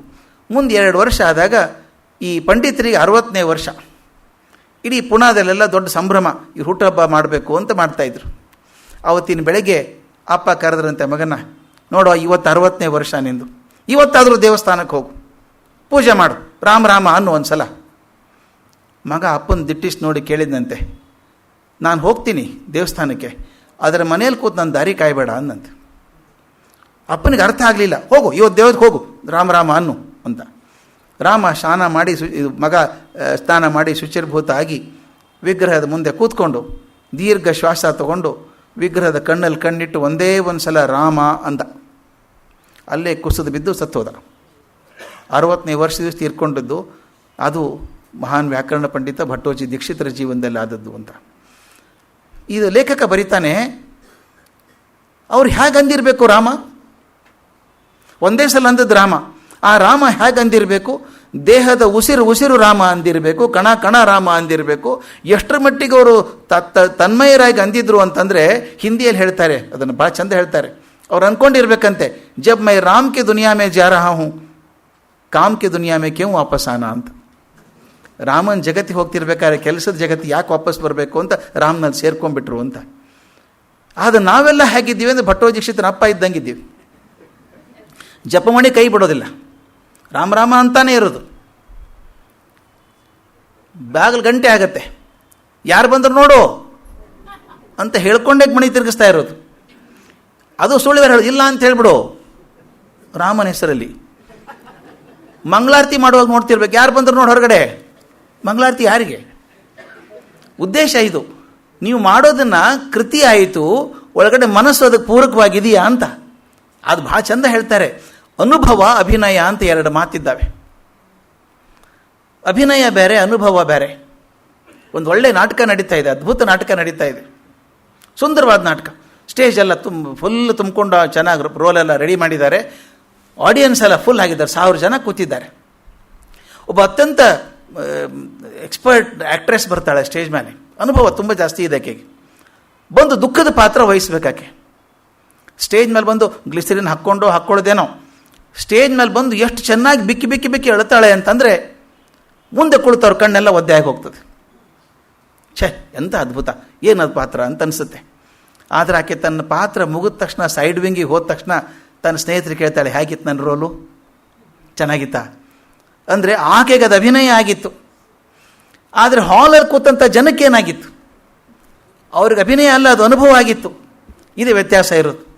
ಅನುಭವ ಅಂದರೆ ಬೆಂಕಿ ಕೈಯಲ್ಲಿ ಹಿಡ್ಕೊಂಡು ಹಾಗೆ. ಬೆಂಕಿ ಕೈಯಲ್ಲಿ ಹಿಡ್ಕೊಂಡು ಕೈ ಸುಡಬೇಕದು. ನಾನು ಬೆಂಕಿ ಹಿಡ್ಕೊಂಡಿದ್ದೀನಿ, ಕೈ ಸುಡೋದಿಲ್ಲ ಅಂತಂದರೆ ನೀನು ಬೆಂಕಿ ಹಿಡ್ಕೊಂಡಿಲ್ಲ, ಬೆಂಕಿ ಚಿತ್ರ ಕೈಯಲ್ಲಿ ಹಿಡ್ಕೊಂಡಿದ್ದೀಯಾ ಅಂತ ಹೇಳಬೇಕಷ್ಟೇ. ಅನುಭವ ಅಂದರೆ ನಿಮ್ಮನ್ನು ಬದಲಾಯಿಸಿಬಿಡುತ್ತದೆ. ಒಂದು ಕಾಗದವನ್ನು ಬೆಂಕಿಯಲ್ಲಿ ಹಾಕಿದರೆ ಮರುಕ್ಷಣಕ್ಕೆ ಬೂದಿ ಆಗ್ತದೆ, ಮತ್ತೆ ಕಾಗದ ಆಗೋದಿಲ್ಲ ಅದು. ಒಂದು ಬದನೆಕಾಯಿ ನೀವು ಬೆಂಕಿಯಲ್ಲಿ ಹಾಕಿದರೆ ಅದು ಬೆಂದು ಹೋಗ್ತದೆ, ಮತ್ತೆ ಗಟ್ಟಿ ಬದನೆಕಾಯಿ ಆಗೋದಿಲ್ಲ. ಅಂದರೆ ಬೆಂಕಿಯಲ್ಲಿ ಒಮ್ಮೆ ಹೋದ ವ್ಯಕ್ತಿ ಇನ್ನು ಮತ್ತೊಮ್ಮೆ ಹಾಗಾಗಲಾರ್ದಾಗ ಬದಲಾಯಿಸಿ ಹೋಗ್ತದೆ. ಅದು ಅನುಭವದಿಂದ ಮಾತ್ರ ಆಗುವಂಥದ್ದು. ನಾನು ಎಷ್ಟೋ ಸಲ ಚಿಂತೆ ಮಾಡಿದ್ದೇನೆ. ವಿವೇಕಾನಂದರು ಬದುಕಿದ್ದು 39 ವರ್ಷ, ಶಂಕರಾಚಾರ್ಯ 32 ವರ್ಷ, ಜೀಸಸ್ ಕ್ರೈಸ್ಟ್ 33 ವರ್ಷ. ಇದೆಲ್ಲ ಹೆಂಗೆ ಸಾಧ್ಯ ಆಯಿತು ಅವರಿಗೆ? ನಮ್ಗೆ ಯಾಕೆ ಆಗೋದಿಲ್ಲ? ಅಂದರೆ ಅವರಿಗೆ ನಮಗೆ ದಿವಸಕ್ಕೆ 24 ತಾಸಲ್ಲಿ 2 ನಿಮಿಷನೋ 3 ನಿಮಿಷನೋ 5 ನಿಮಿಷನೋ, ಬಹಳ ಪುಣ್ಯ ಇದ್ದರೆ 10 ನಿಮಿಷ ಅನುಭವ ಆಗ್ತದೆ. ಬಹಳಷ್ಟು ಕಾಲ ನಮ್ಮ ಜೀವನ ಅಭಿನಯದಲ್ಲೇ ಕಳೆದು ಹೋಗ್ಬಿಡುತ್ತೆ. ಆದರೆ ಅವ್ರ ಜೀವನ ಹಾಗಲ್ಲ. ಪ್ರತಿಯೊಂದು ಜೀವನದ ಘಟನೆ ಅವ್ರನ್ನ ಹೆಂಗೆ ಬದಲಾಯಿಸಿಬಿಡ್ತದೆ. ಶಂಕರಾಚಾರ್ಯ ಜೀವನ ನೋಡ್ತಾ ಗೊತ್ತಾಗುತ್ತೆ. ತಮಗೆಲ್ಲ ಗೊತ್ತಿರೋದು, ಕಾಶಿಯಲ್ಲಿ ಅವನು ಚಂಡಾಲ ಬಂದು ಎದುರಿಗೆ ಅಂದಾಗ ಸರಿ ಅಂದದ್ದು. ಅಂಥ ತಿಳುವಳಿಕಿದ್ದಂಥ ಶಂಕರಾಚಾರ್ಯ ಹೇಳಿದಾಗ ತಕ್ಷಣ ಅವನು ಕೈ ಮುಗಿತಾರೆ, ಮಾರಾಯ ನಾನು ಬುದ್ಧಿ ಕಲಿಸ್ಬಿಟ್ಟೆ ನೀನು. ಇದು ಅನುಭವ ಆಗದಿಂದ ಬರುವಂಥದ್ದು, ಇದು ಅಭಿನಯದಿಂದ ಬರುವಂಥದ್ದಲ್ಲ. ಅಂದರೆ ಪ್ರತಿಯೊಂದು ಕ್ಷಣ ಜೀವನದಲ್ಲಿ ಆದಂಥ ಪ್ರತಿಯೊಂದು ಘಟನೆ ಅವ್ರನ್ನ ಎಷ್ಟರ ಮಟ್ಟಿಗೆ ಬದಲಾಯಿಸಿಬಿಡ್ತು ಅಂತಂದರೆ ಮುಂದೆ ಅವ್ರು ಹೇಳಿದ್ದೆಲ್ಲ ಉಪನಿಷತ್ತಾಗಬೇಕು. ಅದಕ್ಕೆ ನನಗೆ ಅನಿಸುತ್ತೆ ವಿವೇಕಾನಂದರು, ಶಂಕರಾಚಾರ್ಯರಂಥವ್ರು ಯಾಕೆ ಬದುಕಿದ್ದು ಸ್ವಲ್ಪ ಕಾಲದಲ್ಲಿ ಮಾಡಿದರು ಅಂದರೆ, ದೈಹಿಕವಾಗಿ 33, 32, 39 ವರ್ಷ ಬದುಕಿದ್ರು ಕೂಡ ಅವರು ಮಾಡಿದಂಥ ಸಾಧನೆ ಸುಮಾರು 150, 200 ವರ್ಷಕ್ಕೆ ಸಮ. ಹಾಗೆ ಅನುಭವದಿಂದ ಮಾಡಿದಂಥದ್ದು. ಅದರಿಂದ ಆ 32 ವರ್ಷಗಳಲ್ಲಿ ಮಾಡಿದಂಥ ಸಾಧಿಸಿದಂಥ ಕೆಲಸ 1000 ವರ್ಷ ಬದುಕುವಂಥದ್ದು, ಜನರನ್ನು ಬದುಕಿಸುವಂಥದ್ದು. ಶ್ರೀ ಶಂಕರರ ಚರಿತ್ರೆಗಳನ್ನು ಹೇಳುವಂಥ ಸಾಕಷ್ಟು ಪುಸ್ತಕಗಳಿದ್ದಾವೆ. ನಾನು ಎಲ್ಲ ಕೂಡ ಹಾಕ್ಕೊಂಡಿದ್ದೇನೆ ಒಂದು ಸಲ ನೋಡಬೇಕು ಅಂತ. ಆದರೆ ಎಲ್ಲರಲ್ಲೂ ಬೇರೆ ಬೇರೆ ಥರದ ಅಂಶ ಇದ್ದು ಬೇರೆ ಬೇರೆ ಅಂಶಕ್ಕೆ ಒತ್ತು ಕೊಟ್ಟಿದ್ದಾರೆ. ಬೇರೆ ಬೇರೆ ಲೇಖಕರು ಅವರ ನೋಡೋ ದೃಷ್ಟಿಯಿಂದ ಬೇರೆ ಅಂಶಕ್ಕೆ ಒತ್ತು ಕೊಟ್ಟಿದ್ದಾರೆ. ವಿವರಣೆಗಳು ಕೂಡ ಬೇರೆ ಬೇರೆ ಆಗಿದ್ದಾವೆ. ಆದರೆ ಎಲ್ಲರೂ ಒಪ್ಪುವಂಥ ಕೆಲವು ಸಾಮಾನ್ಯ ಅಂಶಗಳಿದ್ದಾವೆ. ಅಷ್ಟು ಹೇಳಿದರೆ ಪೂರ್ತಿ ನಾನು ಶಂಕರಾಚಾರ್ಯರ ಜೀವನ ಹೇಳ್ದಂಗೆ ಆಯಿತು ಅನಿಸುತ್ತೆ. ಒಂದೇ ಸಾಲಲ್ಲಿ ಹೇಳಿಬಿಡ್ಬೋದು. ಎಲ್ಲರೂ ಒಪ್ಪುವಂಥ ಮಾತುಗಳೇನು ಅಂದರೆ, ಶಂಕರಾಚಾರ್ಯರು ಹುಟ್ಟಿದ್ದು ಕಾಲಟಿಯಲ್ಲಿ, ನಂಬೂದಿರಿ ಬ್ರಾಹ್ಮಣರ ಮನೆಯಲ್ಲಿ. ಬಾಲ್ಯದಲ್ಲೇ ಸನ್ಯಾಸ, ಅದು ಆತುರದ ಸನ್ಯಾಸ ಅಂತ ಕರಿಬೇಕು. ಅದಾದ ಮೇಲೆ ಗೌಡಪಾದರ ಶಿಷ್ಯರಾದಂಥ ಗೋವಿಂದ ಭಗವತ್ಪಾದರಲ್ಲಿ ಕ್ರಮ ಸನ್ಯಾಸ ಆಯಿತು, ಶಿಷ್ಯತ್ವನೂ ಆಯಿತು. ಅಲ್ಲಿಂದ ಪ್ರಸ್ಥಾನತ್ರಯಗಳ ಮೇಲೆ ಭಾಷ್ಯ ಬರೆದದ್ದಾಯಿತು, ಅದ್ವೈತ ಸಿದ್ಧಾಂತದ ಸ್ಥಾಪನೆ ಮಾಡೋದಾಯಿತು, ಅಖಂಡ ಭಾರತದ ಪರ್ಯಟನೆ ಆಯಿತು, ವೈದಿಕ ಧರ್ಮದ ಪುನರುತ್ಥಾನ ಆಯಿತು, 4 ಆಮ್ನಾಯ ಪೀಠಗಳ ಸ್ಥಾಪನೆ ಮತ್ತು 32ನೇ ವಯಸ್ಸಿಗೆ ಅವತಾರ ಸಮಾಪ್ತಿ. ಇಡೀ ಎಲ್ಲರೂ ಒಪ್ಪುವಂಥದ್ದು 4 ಮಾತುಗಳಿವು. ಅದಕ್ಕೆ ಒಂದು ಒಳ್ಳೆ ಶ್ಲೋಕ ಇದೆ, ಎಷ್ಟು ಚೆನ್ನಾಗಿದೆ ನೋಡಿ. ಪೂರ್ತಿ ಇದನ್ನು ಸಮರೈಸ್ ಮಾಡೋ ಹಾಗೆ, 8 ವರ್ಷೇ ಚತುರ್ವೇದಿ, 12 ಸರ್ವಶಾಸ್ತ್ರವಿತ್, 16 ಕೃತವಾನ್ ಭಾಷ್ಯಂ, 32 ಮುನಿರಭ್ಯಗತ್ ಅಂತ. ಎಷ್ಟು ಚೆನ್ನಾಗಿ 2 ಸಾಲಲ್ಲಿ ಹೇಳ್ಬಿಡ್ತಾರೆ ನೋಡಿ. 8 ವರ್ಷೇ ಚತುರ್ವೇದಿ, 8 ವರ್ಷಕ್ಕೆ 4 ವೇದಗಳನ್ನು ಅಭ್ಯಾಸ ಮಾಡಿ ಚತುರ್ವೇದಿ ಆಗ್ತಾನೆ. 12 ಸರ್ವಶಾಸ್ತ್ರವಿತ್, 12ನೇ ವಯಸ್ಸಿಗೆ ಸಕಲ ಶಾಸ್ತ್ರ ಪಾರಂಗತರಾಗ್ತಾರೆ. 16 ಕೃತವಾನ್ ಭಾಷ್ಯಂ, 16ನೇ ವಯಸ್ಸಿಗೆ ಭಾಷ್ಯಗಳನ್ನು ಬರೀತಾರೆ. ದ್ವಾತ್ರಿಂಶೇ ಮುನಿರಭ್ಯಗತ್, 32ನೇ ವಯಸ್ಸಿಗೆ ಅವತಾರ ಸಮಾಪ್ತಿ ಮಾಡ್ತಾರೆ. ಈ 4 ಹಂತಗಳನ್ನು ಹೇಳಬೇಕು. ಶಂಕರಾಚಾರ್ಯರು ಮಾಡಿದಂಥ ಪ್ರವಾಸಗಳು, ಅವರ ಸಂಪರ್ಕಕ್ಕೆ ಬಂದಂಥ ಜನ, ಸಂದರ್ಶಿಸಿದ ದೇವಸ್ಥಾನಗಳು, ಇವುಗಳ ಬಗ್ಗೆ ಬೇರೆ ಬೇರೆ ಕೃತಿಗಳಲ್ಲಿ ಬೇರೆ ಬೇರೆ ವಿವರಣೆಗಳು ಬರ್ತದೆ. ಸಾಮ್ಯತೆ ಕಮ್ಮಿ. ಮುಖ್ಯವಾಗಿ ಅವರು ಜನಿಸಿದ ಕಾಲದ ಬಗ್ಗೆ ಬಹಳ ಚರ್ಚೆ ಇತ್ತು ಮೊದಲು. ಇವತ್ತು ಸ್ವಲ್ಪ ಸೆಟ್ಲ್ ಆಗಿದೆ, ಚರ್ಚೆ ಇಲ್ಲ. ಆದರೆ ಅವತಾರ ಪೂರೈಸಿದ ಸ್ಥಳದ ಬಗ್ಗೆ ಸಾಕಷ್ಟು ಚರ್ಚೆ ಇನ್ನೂ ಇದೆ, ಸಾಕಷ್ಟು ಚರ್ಚೆ ಇದೆ. ದೂರದಿಂದ ಇತಿಹಾಸ ನೋಡುವಾಗ ಇದು ಆಗೋದು ಸಹಜ. ನಿಮ್ಮ ಮನೆಯಲ್ಲಿ ಹಿರಿಯರಿದ್ದರೆ ಕೇಳಿ ನೋಡಿ. 90 ವರ್ಷದವರು ಮೇಲಿನವರಿದ್ದರೆ ನೀನು ಹುಟ್ಟಿದ ದಿವಸ ಯಾವುದು ಅಂತ ಕೇಳಿ ನೋಡಿ. ನನ್ನ ಅಜ್ಜಿ ಕೇಳ್ತಾ ಇದ್ದೆ, ಅಜ್ಜಿ ನೀನು ಹುಟ್ಟಿದ ತಾರೀಖು ಯಾವುದು ಅಂತ. ನನಗೇನು ಗೊತ್ತೋ ಮಾರಾಯ. ಆಕೆ ಪ್ರಾಬ್ಲಮ್ ಭಾಳ ಸಿಂಪಲ್. ಅದು ನನ್ನ ಪ್ರಾಬ್ಲಮ್, ನಮ್ಮ ಅವ್ವಪ್ಪನ ಪ್ರಾಬ್ಲಮ್. ಅದು ಬರೀಬೇಕಾದ್ರೆ ನಾ ಬರೆಯೋಕ್ಕಾಗತ್ತ? ಮಗು ಹುಟ್ಟಿದಾಗ ನೀನು ಹುಟ್ಟಿದ ತಾರೀಖೇನು ಅಂತ ಗೊತ್ತಿಲ್ಲಪ್ಪ ನನಗೆ. ನಮ್ಮ ಅಜ್ಜ ಅಪ್ಪ ಬರ್ಕೊಂಡಿರಬೇಕು. ಹುಟ್ಟಿದ ದಿವಸ ಯಾವ್ದು ನಿಂದು ಅಂತ ಕೇಳಿದೆ. ಅಮಾಸೆ ಮರುದಿವಸ ಅಂದ್ಲು. ಯಾವ ಅಮಾಸೆ? ಅದ ನಮ್ಮ ಊರೊಳಗೆ ದುರ್ಗಾದೇವಿ ಜಾತ್ರೆ ಬರೋದಿಲ್ಲ, ಅದಾದ 3ನೇ ದಿವಸ. ನಂದು ಜಾತ್ರೆ ಪ್ರತಿ ವರ್ಷ ಬರ್ತದಲ್ಲ. ಯಾವ ವರ್ಷ ಹುಟ್ಟಿದ್ದು ನೀನು? ಆ ಹುಡುಕಿ ಯಾವ ವರ್ಷ ಅಂತ ಹೇಳಿದರೆ ಆ ಜಾತ್ರೆ ಯಾವುದು, ಅದರ 3ನೇ ದಿವಸ ಏನೋ ಹೇಳ್ಕೊಬೋದಪ್ಪ ನಾನು. ಆಕೆ ಹೇಳೋಳು, ಅದೇ ಡೋಗಿ ಬರ ಬಂತಲ್ಲ ಅದ್ರ ವರ್ಷ. ನಿಮಗೆ ಗೊತ್ತಾಗ್ಬೇಕಾದ್ರೆ ಹೇಳ್ಬೇಕು ನಾನಿದು. ಡೋಗಿ ಬರ ಅಂತ ಹಿರಿಯರಿಗೆ ಗೊತ್ತಿರ್ತದೆ. ಉತ್ತರ ಕರ್ನಾಟಕದಲ್ಲಿ ಭಾಳ ಒದ್ದಾಡಿದಂಥದ್ದು. ಈಗಾದರೂ ನಮ್ಮಲ್ಲಿ ಹಿರಿಯರಿಗೆ ಡೋಗಿ ಬರ ಅಂದರೆ ಹೆದರ್ತಾರೆ. ಡೋಗಿ ಬರ ಅಂತ ಬಹುಶಃ ಮೊದಲನೇ ಮಹಾಯುದ್ಧದಕ್ಕಿಂತ ಮೊದಲಾದಂಥದ್ದು. ಅದು ಎಂಥ ಬರಗಾಲ ಬಿತ್ತು ಅಲ್ಲಿ ಉತ್ತರ ಕರ್ನಾಟಕದಲ್ಲಿ ಅಂತಂದರೆ 6ರಿಂದ 7 ವರ್ಷ ಮಳೆ ಆಗಲಿಲ್ಲ ಅಂತ. ಚೂರು ಮಳೆ ಇಲ್ಲ. ದನ ಕರುಗಳಂತೂ ಸತ್ತೋಯ್ತು. ಜನ ಬದುಕೋಂಗಿಲ್ಲ, ಊರು ಬಿಟ್ಟು ಹೋದರು. ಊಟ ಸಿಗೋಲ್ಲ, ಕಂಗಾಲಾಗಿ ಹೋದರು ಜನ. ನಡ್ಕೊಂಡು ಹೋಗ್ತಿರ್ಬೇಕಂತೆ. ಊಟ ಸಿಗ್ತದೆ ಅಂತ ಸುದ್ದಿ ಬಂದರೆ ಬೆನ್ನತ್ತು ಹೋಗ್ಬೇಕು. ಊಟಕ್ಕೆ ಸಿಗ್ತದೆ ಎಲ್ಲೋ ಒಂದು ಕಡೆ ಅಂತ ಹೋಗಬೇಕು. ದಾರಿಲಿ ಹಾಗೆ ಕುಸಿದು ಬಿದ್ದು ಸತ್ತು ಹೋಗ್ಬೇಕು. ಕ್ರಿಯೆ ಯಾರೂ ಮಾಡ್ತಿರ್ಲಿಲ್ಲ, ಅದಕ್ಕೆಲ್ಲಿ ಕಟ್ಟಿಗೆ ತರೋದು, ಮಾಡೋದು ಯಾರಿದ್ದಾರೆ? ಹಾಗೇ ಇರಬೇಕು. ಹಾಗೆ ಹೆಣಗಳು ರಸ್ತೆ ಮೇಲೆ ಬಿದ್ದು ಅಲ್ಲೇ ಒಣಗಿ ಈ ತಲೆಬುರುಡೆಗಳು ಹಾಗೆ ಉಳ್ಕೋತಿತ್ತಂತೆ. ಡೋಗಿ ಅಂದರೆ ತಲೆಬುರುಡೆ ಅಂತ ಉತ್ತರ ಕರ್ನಾಟಕದ ಭಾಷೆಯಲ್ಲಿ. ಡೋಗಿ ಅಂದರೆ ತಲೆಬುರುಡೆ ಅಂತ. ರಸ್ತೆಯಲ್ಲಿ ಹೋಗ್ತಿರ್ಬೇಕಾದ್ರೆ ತಲೆಬುರುಡೆ ಕಾಣಿಸ್ತಿತ್ತಂತೆ ಉಪವಾಸ ಬಿದ್ದು ಸತ್ತು ಹೋದವ್ರದ್ದು. ಆ ಥರದ ಭೀಕರ ಬರಗಾಲ ನಾವು ಯಾವ ಕಂಡಿಲ್ಲ ಅಂತ. ನಮ್ಮ ಅಜ್ಜ, ಅದು ಒಂದು ದಿವಸ ಬಂದದ್ದಲ್ಲ ಬರಗಾಲ, 6-7 ವರ್ಷ ಆದದ್ದು. 8 ವರ್ಷನಾಯ್ತೇನು. ಈಕೆ ಹೇಳೋದು ಡೋಗಿ ಬರ ಬಂದು ವರ್ಷ ಅಂದ್ರೆ ಬಂದ ವರ್ಷ ಮುಗಿದ ವರ್ಷ. ನಾ ಯಾಕೆ ಮಾತನ್ನು ಹೇಳ್ತೀನಿ ಅಂದರೆ, ನಮ್ಮ ಅಜ್ಜಿ ಬಹಳ ಪುರಾತನ ಕಾಲದವಳಲ್ಲ. ಆದರೆ ಆಕೆ ಹುಟ್ಟಿದ ದಿವಸನೇ ನಿಷ್ಕರ್ಷ ಆಗಲಿಲ್ಲ. ಬಹುಶಃ ನೀವು ನೋಡಿರ್ಬೇಕು, ಹಿರಿಯರು ಬಹಳಷ್ಟು ಜನರ ಡೇಟ್ ಆಫ್ ಬರ್ತು 1 ಜೂನ್ ಇರ್ತಿತ್ತು. ಭಾಳ ಕೇಳಿ ನೋಡಿ ಮನೇಲಿ. 1 ಜೂನ್ ಅಂತ ಇರೋದು. ಯಾಕೆ 1 ಜೂನು ಗೊತ್ತಿಲ್ಲ. 6 ವರ್ಷ ಆದಮೇಲೆ ಶಾಲೆಗೆ ಹಾಕಬೇಕು. ಆ ಮಾಸ್ತರ್ ಕೇಳಬೇಕು, ಹುಟ್ಟಿದ ದಿವಸ ಯಾವುದು? ಗೊತ್ತಿಲ್ಲ ರೀ ಸಾಹೇಬ್ರು, ನೀವೇ ಬರ್ಕೋರಿ. ಆ ಹೆಡ್ ಮಾಸ್ಟರ್ ಏನು ಬರ್ಕೋಬೇಕು? ಅವನೇನು ಮಾಡ್ತಿದ್ದ, ಇವತ್ತಿನ ಡೇಟ್ ಹಾಕ್ಬಿಡಪ್ಪ, ಶಾಲೆ ಶುರು ಆಗೋ ದಿವಸ 1 ಜೂನ್. ನಮ್ಮಲ್ಲಿ ಭಾಳಷ್ಟು ಜನರ ಡೇಟ್ ಆಫ್ ಬರ್ತ್ 1 ಜೂನೇ. ಅಂದರೆ ಅವ್ರು 1 ಜೂನಕ್ಕೆ ಹುಟ್ಟಿದ್ರು ಅಂತಲ್ಲ. ಕೆಲವು ಹಳಳಿಸಿದ್ದು ನೋಡಿದ್ದೀನಿ ನಾನು. ರಿಟೈರ್ ಆದ್ಮೇಲೆ ಹಳಳಿಸಿದ್ದಾರೆ. ನಾ ಇಲ್ರಿ 2 ವರ್ಷ ನಂದು ಅಪ್ಪ ಹೆಚ್ಚಿಗೆ ಹಚ್ಚಿಬಿಟ್ಟ, ಬೇಗ ರಿಟೈರ್ ಆಗಿಬಿಟ್ಟೆ ಅಂತ. ಅಂದರೆ ಡೇಟ್ ಆಫ್ ಬರ್ತ್ ಖಾತ್ರಿ ಇಲ್ಲ. ನಾ ಯಾಕೆ ಹೇಳ್ತೇನೆ ಅಂದರೆ 70-80 ವರ್ಷಗಳ ಹಿಂದೆಯೇ ಹುಟ್ಟಿದಂಥ ದಿವಸ ನಮಗೆ ನಿಷ್ಕರ್ಷ ಆಗದೆ ಹೋದಾಗ 1300 ವರ್ಷಗಳ ಹಿಂದೆ ಆದಂಥ ಘಟನೆ ದಾಖಲೆ ಬಹಳ ಕಮ್ಮಿ ನಮ್ಮಲ್ಲಿ ಇರುವಂಥದ್ದು. ಮತ್ತು ಇನ್ನೊಂದು, ನಮ್ಮಲ್ಲಿ ಡಾಕ್ಯುಮೆಂಟೇಷನ್ ಸ್ವಲ್ಪ ಓರೇನ ಮೊದಲಿಂದ, ದಾಖಲೆಗಳು ಕಮ್ಮಿ. ಅದು ಆ ಕಾಲಕ್ಕೆ ತಾಳೆಗರಿ ಮೇಲೆ ಬರೆದಿಡಬೇಕು. ಅದರ ಆಯುಷ್ಯ ಕಮ್ಮಿ. ಚೆನ್ನಾಗಿ ಕಾಪಾಡಿಕೊಂಡ್ರೆ ಉಳಿತದೆ, ಇದ್ರ ಹೋಗ್ಬಿಡ್ತದೆ, ಅದೆಲ್ಲ ಭಯ ಇದ್ದಾಗ. ಆದರೆ ಇವತ್ತು ಸಾಮಾನ್ಯವಾಗಿ ಸಂಶೋಧಕರ ಪರವಾಗಿ ಹೇಳೋದಾದರೆ ಎಲ್ಲರೂ ಒಪ್ಕೊಂಡಿರುವಂಥ ಒಂದು ಕಾಲ ಅಂದರೆ ಕ್ರಿಸ್ತ ಶಕ 788ರಿಂದ 820ರವರೆಗೂ ಆ 32 ವರ್ಷಗಳ ಕಾಲ ಶಂಕರಾಚಾರ್ಯ ಇದ್ದರು ಅಂಥೇಳಿ ಸಾಮಾನ್ಯವಾಗಿ ಎಲ್ಲರೂ ಒಪ್ಕೋತಾರೆ ಈಗ. ಆದ್ದರಿಂದ ಅದರ ಬಗ್ಗೆ ನಿಷ್ಕರ್ಷ ಆಗಿದೆ ಒಂದು ರೀತಿಯಿಂದ. ಸ್ವತಃ ಶಂಕರಾಚಾರ್ಯ ಸ್ಥಾಪನೆ ಮಾಡಿದಂಥ ಮೊದಲ ಅಮ್ನಾಯ ಪೀಠವಾದ ಶೃಂಗೇರಿ ಶಾರದಾ ಪೀಠದ ದಾಖಲೆಗಳು ಕೂಡ ಇದನ್ನು ಹೇಳ್ತದೆ ಅಂತ ಹೇಳ್ತಾರೆ. ಇದೊಂದೇ ಅನಿಸೋದು ನನಗನ್ಸೋ ಮಟ್ಟಿಗೆ ಪೀಠಸ್ಥರಾದಂಥ ಎಲ್ಲ ಆಚಾರ್ಯರುಗಳ ಕಾಲಮಾನಗಳ ಬಗ್ಗೆ ಮಾಹಿತಿಯನ್ನು ಒದಗಿಸುವಂಥ ಏಕೈಕ ಪೀಠ ಶಾರದಾ ಶೃಂಗೇರಿ ಮಠ. ಎಲ್ಲ ಆಚಾರ್ಯರನ್ನು ದಾಖಲೆ ಇಟ್ಟಿದ್ದಾರೆ. ಅದರ ಪ್ರಕಾರ ಬರೀತಾರೆ, ಆಚಾರ್ಯರು ವಿಕ್ರಮಾದಿತ್ಯ ಶಕದ 14ನೇ ವರ್ಷದಲ್ಲಿ ಜನಿಸಿದರು ಅಂತ ಬರೆದಿದ್ದಾರೆ. ಅದರ ಪ್ರಕಾರ ಹುಡುಕಿದರೆ ಬಾದಾಮಿಯ 2ನೇ ವಿಕ್ರಮಾದಿತ್ಯ ಮಹಾಶೂರ ಆಗಿದ್ದ, ಧರ್ಮಿಷ್ಠ ಆಗಿದ್ದ.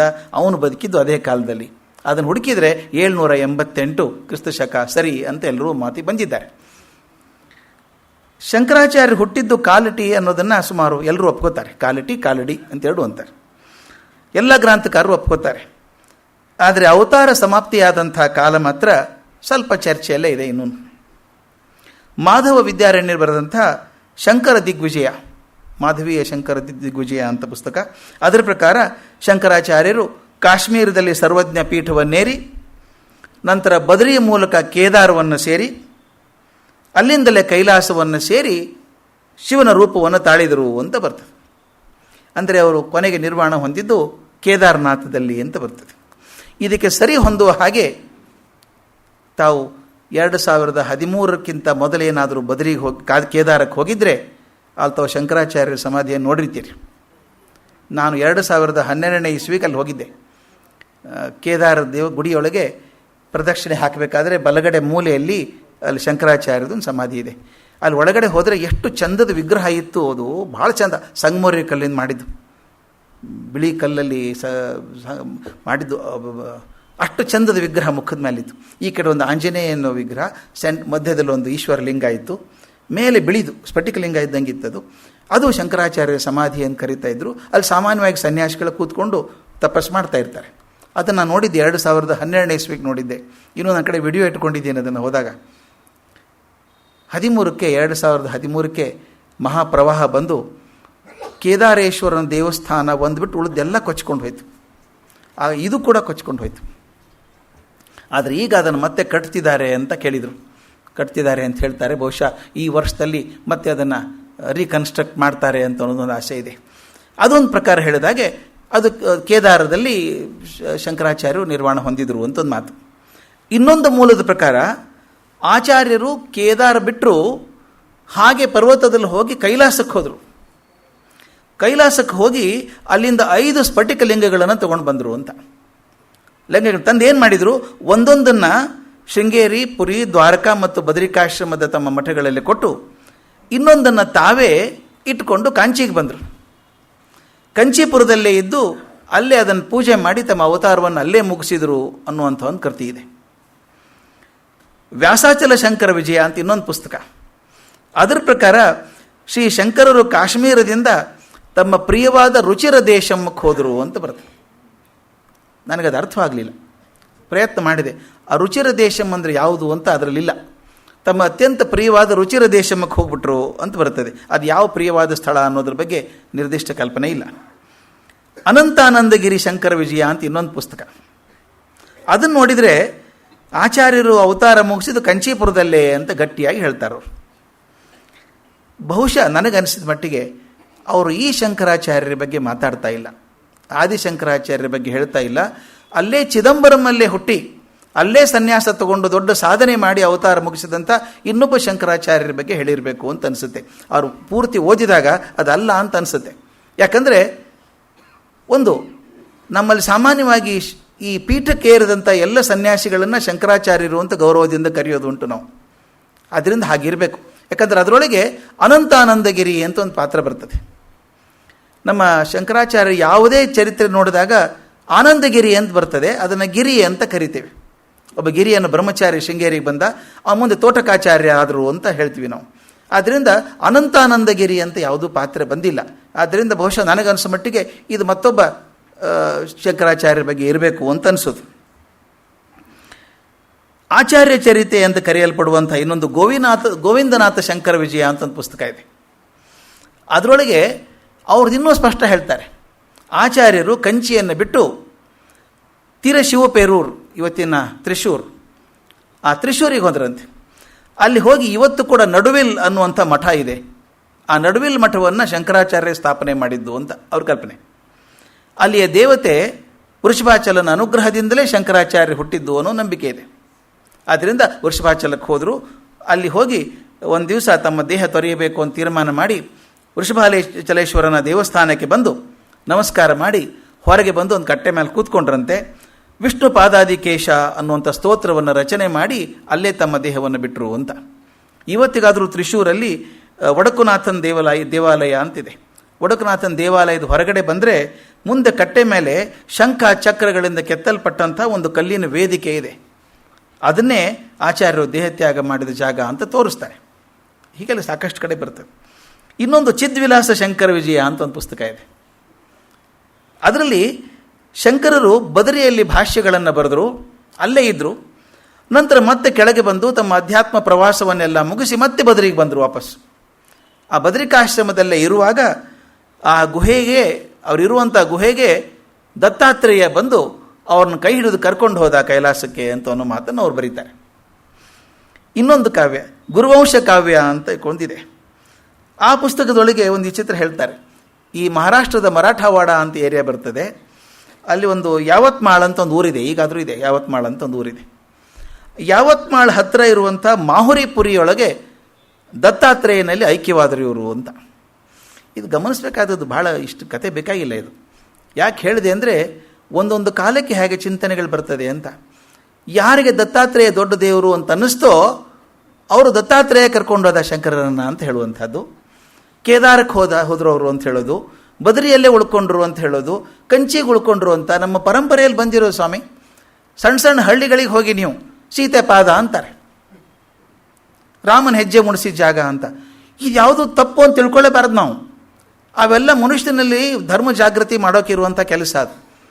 ನೀವು ಅನಾಲಿಟಿಕಲ್ ಆಗಿ ಲೆನ್ಸ್ ಹಿಡ್ಕೊಂಡು ಸೀತೆ ಕಾಲಿಟ್ಟಿದ್ಲ, ಇಷ್ಟೇ ಇತ್ತ ಕಾಲಕ್ಕೆದು ಅಂತ ಕೇಳಿದ್ರೆ ಆಭಾಸ ಅದು. ಅದಕ್ಕೆ ವಿಲ್ಲಿಂಗ್ ಸಸ್ಪೆನ್ಷನ್ ಆಫ್ ಡಿಸ್ಬಿಲೀಫ್ ಅಂತ. ಮಹಾಕಾವ್ಯಗಳ ಬಗ್ಗೆ ಮಹಾಜನರು ನೋಡುವಾಗ ವಿಲ್ಲಿಂಗ್ ಸಸ್ಪೆನ್ಷನ್ ಆಫ್ ಡಿಸ್ಬಿಲೀಫ್, ಅಪನಂಬಿಕೆಗಳನ್ನು ಎತ್ತಿ ಹೊರಗಡೆ ಇಡಬೇಕು. ಅಂದಾಗ ಹೃದಯಕ್ಕೆ ಮುಟ್ಟುತ್ತೆ. ಬರೀ ಬ್ರೇನಿಗೆ ಹೋದರೆ ಅದು ಉಳಿಯಲ್ಲ. ನಾನು ಮೇಷ್ಟ್ರಾಗಿ ಹೇಳೋದು ಇದನ್ನು. ಪಾಠ ಮಾಡುವಾಗ ಮಕ್ಕಳಿಗೆ ನೀವು ಬರೀ ಬುದ್ಧಿಯನ್ನು ಉಪಯೋಗಿಸಿ ಹೇಳ್ತಾ ಇದ್ದರೆ ಡೆರಿವೇಷನ್ ಮಾಡ್ತಾನೆ ಇರೋದು, ಬೋರ್ಡ್ ಮೇಲೆ ಬರೆಯೋದೇ ಬರೋದು.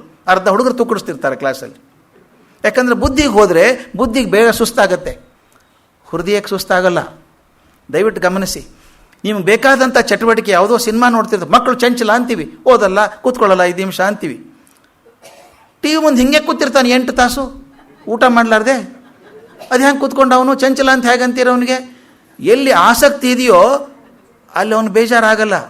ನಿಮ್ಗೆ ಆಸಕ್ತಿ ಇರೋ ಕೆಲಸ ಸುಸ್ತು ಮಾಡಲ್ಲ, ಆಸಕ್ತಿ ಇಲ್ಲದ ಕೆಲಸ 5 ನಿಮಿಷದಲ್ಲಿ ಸುಸ್ತು ಮಾಡಿಬಿಡುತ್ತೆ. ಅದಕ್ಕೇನು ಹೇಳೋದು, ರೀಚ್ ದ ಬ್ರೈನ್. ಕ್ಲಾಸಲ್ಲಿ ಮೇಷ್ಟ್ರಿ ಹೇಳೋದು ರೀಚ್ ದ ಬ್ರೈನ್. ಬೇಕು ಪರೀಕ್ಷೆ ಬರೀಬೇಕಾದ್ರೆ ಅವನಿಗೆ reach the brain, but don't miss the heart. Reach the brain through the heart. ಯಾವಾಗಲೂ anything that goes to brain goes to a short term memory. Anything that goes to the heart goes to a long term memory. ನೋಡಿ, ಕ್ಲಾಸಲ್ಲಿ ಓದಿದ್ದು 3 ತಿಂಗಳ ಮೇಲೆ ನೆನಪಿರಲ್ಲ.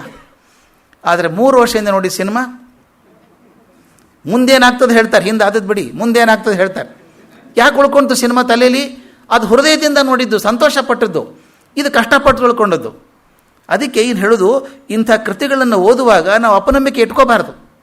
ಇದು ಯಾಕಂದರೆ ಇದು ಹೃದಯಕ್ಕೆ ಸಂಬಂಧಪಟ್ಟಂಥದ್ದು, ಬುದ್ಧಿಗೆ ಸಂಬಂಧಪಟ್ಟದ್ದಲ್ಲ. ನಾನು ಹೃದಯವನ್ನು ಶುದ್ಧ ಮಾಡೋಕ್ಕಿರುವಂಥದ್ದು. ಆದ್ದರಿಂದ ನಾನು ಹೇಳೋದು, ಈ ಕಾವ್ಯಗಳನ್ನು ಗಮನಿಸಬೇಕಾದ್ರೆ ಯಾವತ್ಮಾಳ್ ಹತ್ರ ದತ್ತಾತ್ರೇಯ ಬಂದರು, ಕರ್ಕೊಂಡು ಹೋದರು ಅಂತ. ಇವತ್ತಿಗಾದರೂ ಕೂಡ ಮಾಹೂರ್ ಅಂತ ಒಂದು ಊರಿದೆ. ಯಾವತ್ಮಾಳ್ ಹತ್ರ ಮಾಹೂರ್ ಅಂತ ಒಂದು ಊರಿದೆ. ಅಲ್ಲಿ ದತ್ತಾತ್ರೇಯ ದೇವಸ್ಥಾನ ಇದೆ. ಅಲ್ಲೂ ಜನ ಹೇಳ್ತಾರೆ, ಈ ದೇವಸ್ಥಾನದೊಳಗೆ ಶಂಕರರು ಬಂದರು, ಒಳಗಡೆ ಹೋಗಿ ಮೂರ್ತಿಯಲ್ಲಿ ಐಕ್ಯರಾಗ್ಬಿಟ್ರು ಅಂತ ಅಲ್ಲಿ ಹೇಳ್ತಾರೆ. ಒಂದು ಹೇಳ್ತೀನಿ ಕೇಳಿ, ಇದರಿಂದ ಆಗಿರೋ ಸತ್ಯ ಯಾವುದು ಅಂತ ತಲೆ ಕೆಡಿಸ್ಕೊಳ್ಳೋದು ಬೇಡ. ನಾವು ಮುಂದೆ ಬಂದಾಗ ನೋಡೋಣ, ಕೆಲವೊಂದು ಬುಕ್ ಇಂಪಾರ್ಟೆಂಟ್ ದಾಖಲೆಗಳಿದ್ದಾವೆ. ಆದರೆ ಅಲ್ಲೆಲ್ಲಿ ಜನಕ್ಕೆ ಒಂದು ಪ್ರಜ್ಞೆ ಜಾಗೃತ ಆಗೋದಕ್ಕೊಂದು ಸ್ಥಾನ ಇದೆಯಾ? ದಯವಿಟ್ಟು ಗಮನಿಸಿ. ದತ್ತಾತ್ರೇಯನಲ್ಲಿ ಐಕ್ಯವಾದರು ಅಂತ ಜನ ನಂಬೋರೊಂದಿಷ್ಟು ಜನ ಇದ್ದಾರಲ್ಲ, ಅವರಿಗೆ ಶಂಕರರಲ್ಲಿದ್ದಾರೆ. ಅದು ಬಹಳ ಮುಖ್ಯ. ಅದು ಅದರಿಂದಾಗಿ ಅವರಲ್ಲಿ ಒಂದು ಧಾರ್ಮಿಕ ಪ್ರಜ್ಞೆ ಜಾಗೃತ ಆಗ್ತದೆ. ಆದ್ದರಿಂದ ಆ ಸ್ಥಾನ ಇರೋದು ಒಳ್ಳೆಯದು. ಕಾಂಚೀಪುರ ಇದೇನು ತೊಂದರೆ ಇಲ್ಲ. ಕಂಚಿಪುರಿ ಅಂತ ಅಂದ್ಕೊಳ್ಳಿ, ಅದೊಂದಿಷ್ಟು ಭಕ್ತಿ ಕೇಂದ್ರ ಆಗಲಿ, ಅದೊಂದು ಶ್ರದ್ಧಾ ಕೇಂದ್ರ ಆಗಲಿ. ನಮ್ಮಲ್ಲಿ ಎಷ್ಟು ಶ್ರದ್ಧಾ ಕೇಂದ್ರಗಳು ಹೆಚ್ಚಾಗ್ತಾವೋ ಅಷ್ಟು ಒಳ್ಳೇದು ನಮಗೆ. ಆದ್ದರಿಂದ ಅಲ್ಲಲ್ಲಿದ್ದರೂ ಶಂಕರಾಚಾರ್ಯರು, ಅಲ್ಲಿದ್ದರೂ ದೊಡ್ಡವರು ಅಂತಂದಾಗ ಅಷ್ಟಷ್ಟು ಜಾಗೃತ ಸ್ಥಳಗಳು ಆಗ್ತವೆ ನಮಗೆ. ಅದು ಒಳ್ಳೆಯದು. ಅದರಿಂದ ನನಗೆ ಮುಖ್ಯವಾಗಿ ಆಗಬೇಕಾದದ್ದು ಅವತಾರ ಸಮಾಪ್ತಿಯ ಸ್ಥಳಗಳ ಬಗ್ಗೆ ಬೇಕಾದಷ್ಟು ಚರ್ಚೆ ಇದ್ದರೂ ಒಂದು ಮಾತ್ರ ಖಚಿತವಾಗಿ ನಿಶ್ಚಯ ಆಗಿದೆ. ಏನಾದದ್ದು? ನಾಸ್ತಿಕವಾದದ ಹುಚ್ಚು ಹೊಳೆಯಲ್ಲಿ ಜನ ಕೊಚ್ಚಿ ಹೋಗುತ್ತಿದ್ದಂಥ ಕಾಲ ಅದು. ದೇವರಿಲ್ಲ ಅಂತ ನಾಸ್ತಿಕವಾದದಲ್ಲಿ ಕೊಚ್ಕೊಂಡು ಹೋಗುವಂಥ ಕಾಲ. ವೈದಿಕ ಧರ್ಮ ನಶಿಸಿ ಹೋಗುತ್ತಿದ್ದಂಥ ಇಕ್ಕಟ್ಟಿನ ಪರಿಸ್ಥಿತಿ ಅದು.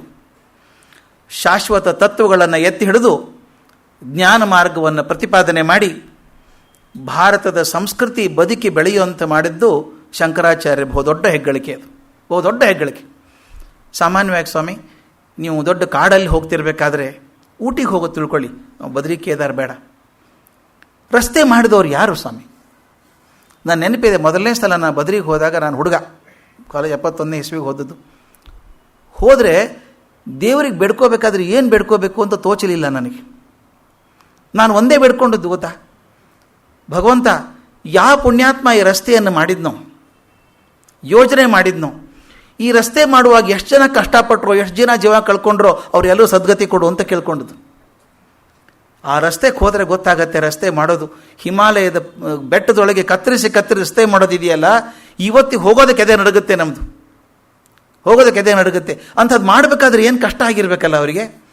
ಮೊದಲು ರಸ್ತೆ ಹಾಕ್ಕೋಬೇಕು, ಹೇಗೆ ಹೋಗಬೇಕು, ಎಲ್ಲಿ ರಸ್ತೆ ಹೇಗೆ ಬರಬೇಕು, ಈ ಪ್ಲ್ಯಾನಿಂಗ್ ಇದೆಯಲ್ಲ ಮೊದಲು. ಅವಾಗೆಲ್ಲ ಸ್ಯಾಟಲೈಟ್ ಕೂಡ ಇರಲಿಲ್ಲ. ಕಾಡಲ್ಲಿ ರಸ್ತೆಯನ್ನು ಗುರುತು ಮಾಡಿ ಕಾಡನ್ನು ಕತ್ತರಿಸಿ ರಸ್ತೆ ಮಾಡೋದಿದೆಯಲ್ಲ, ಬಹಳ ಕಷ್ಟದ ಕೆಲಸ. ಆಮೇಲೆ ಟಾರ್ ಹಾಕೋದು, ಸ್ಟ್ರೀಟ್ ಲೈಟ್ ಹಾಕೋದು, ಮಾರ್ಕ್ ಮಾಡೋದು, ಸಿಗ್ನಲ್ ಹಾಕೋದು, ಅಷ್ಟು ಕಷ್ಟದ ಕೆಲಸ ಅಲ್ಲ.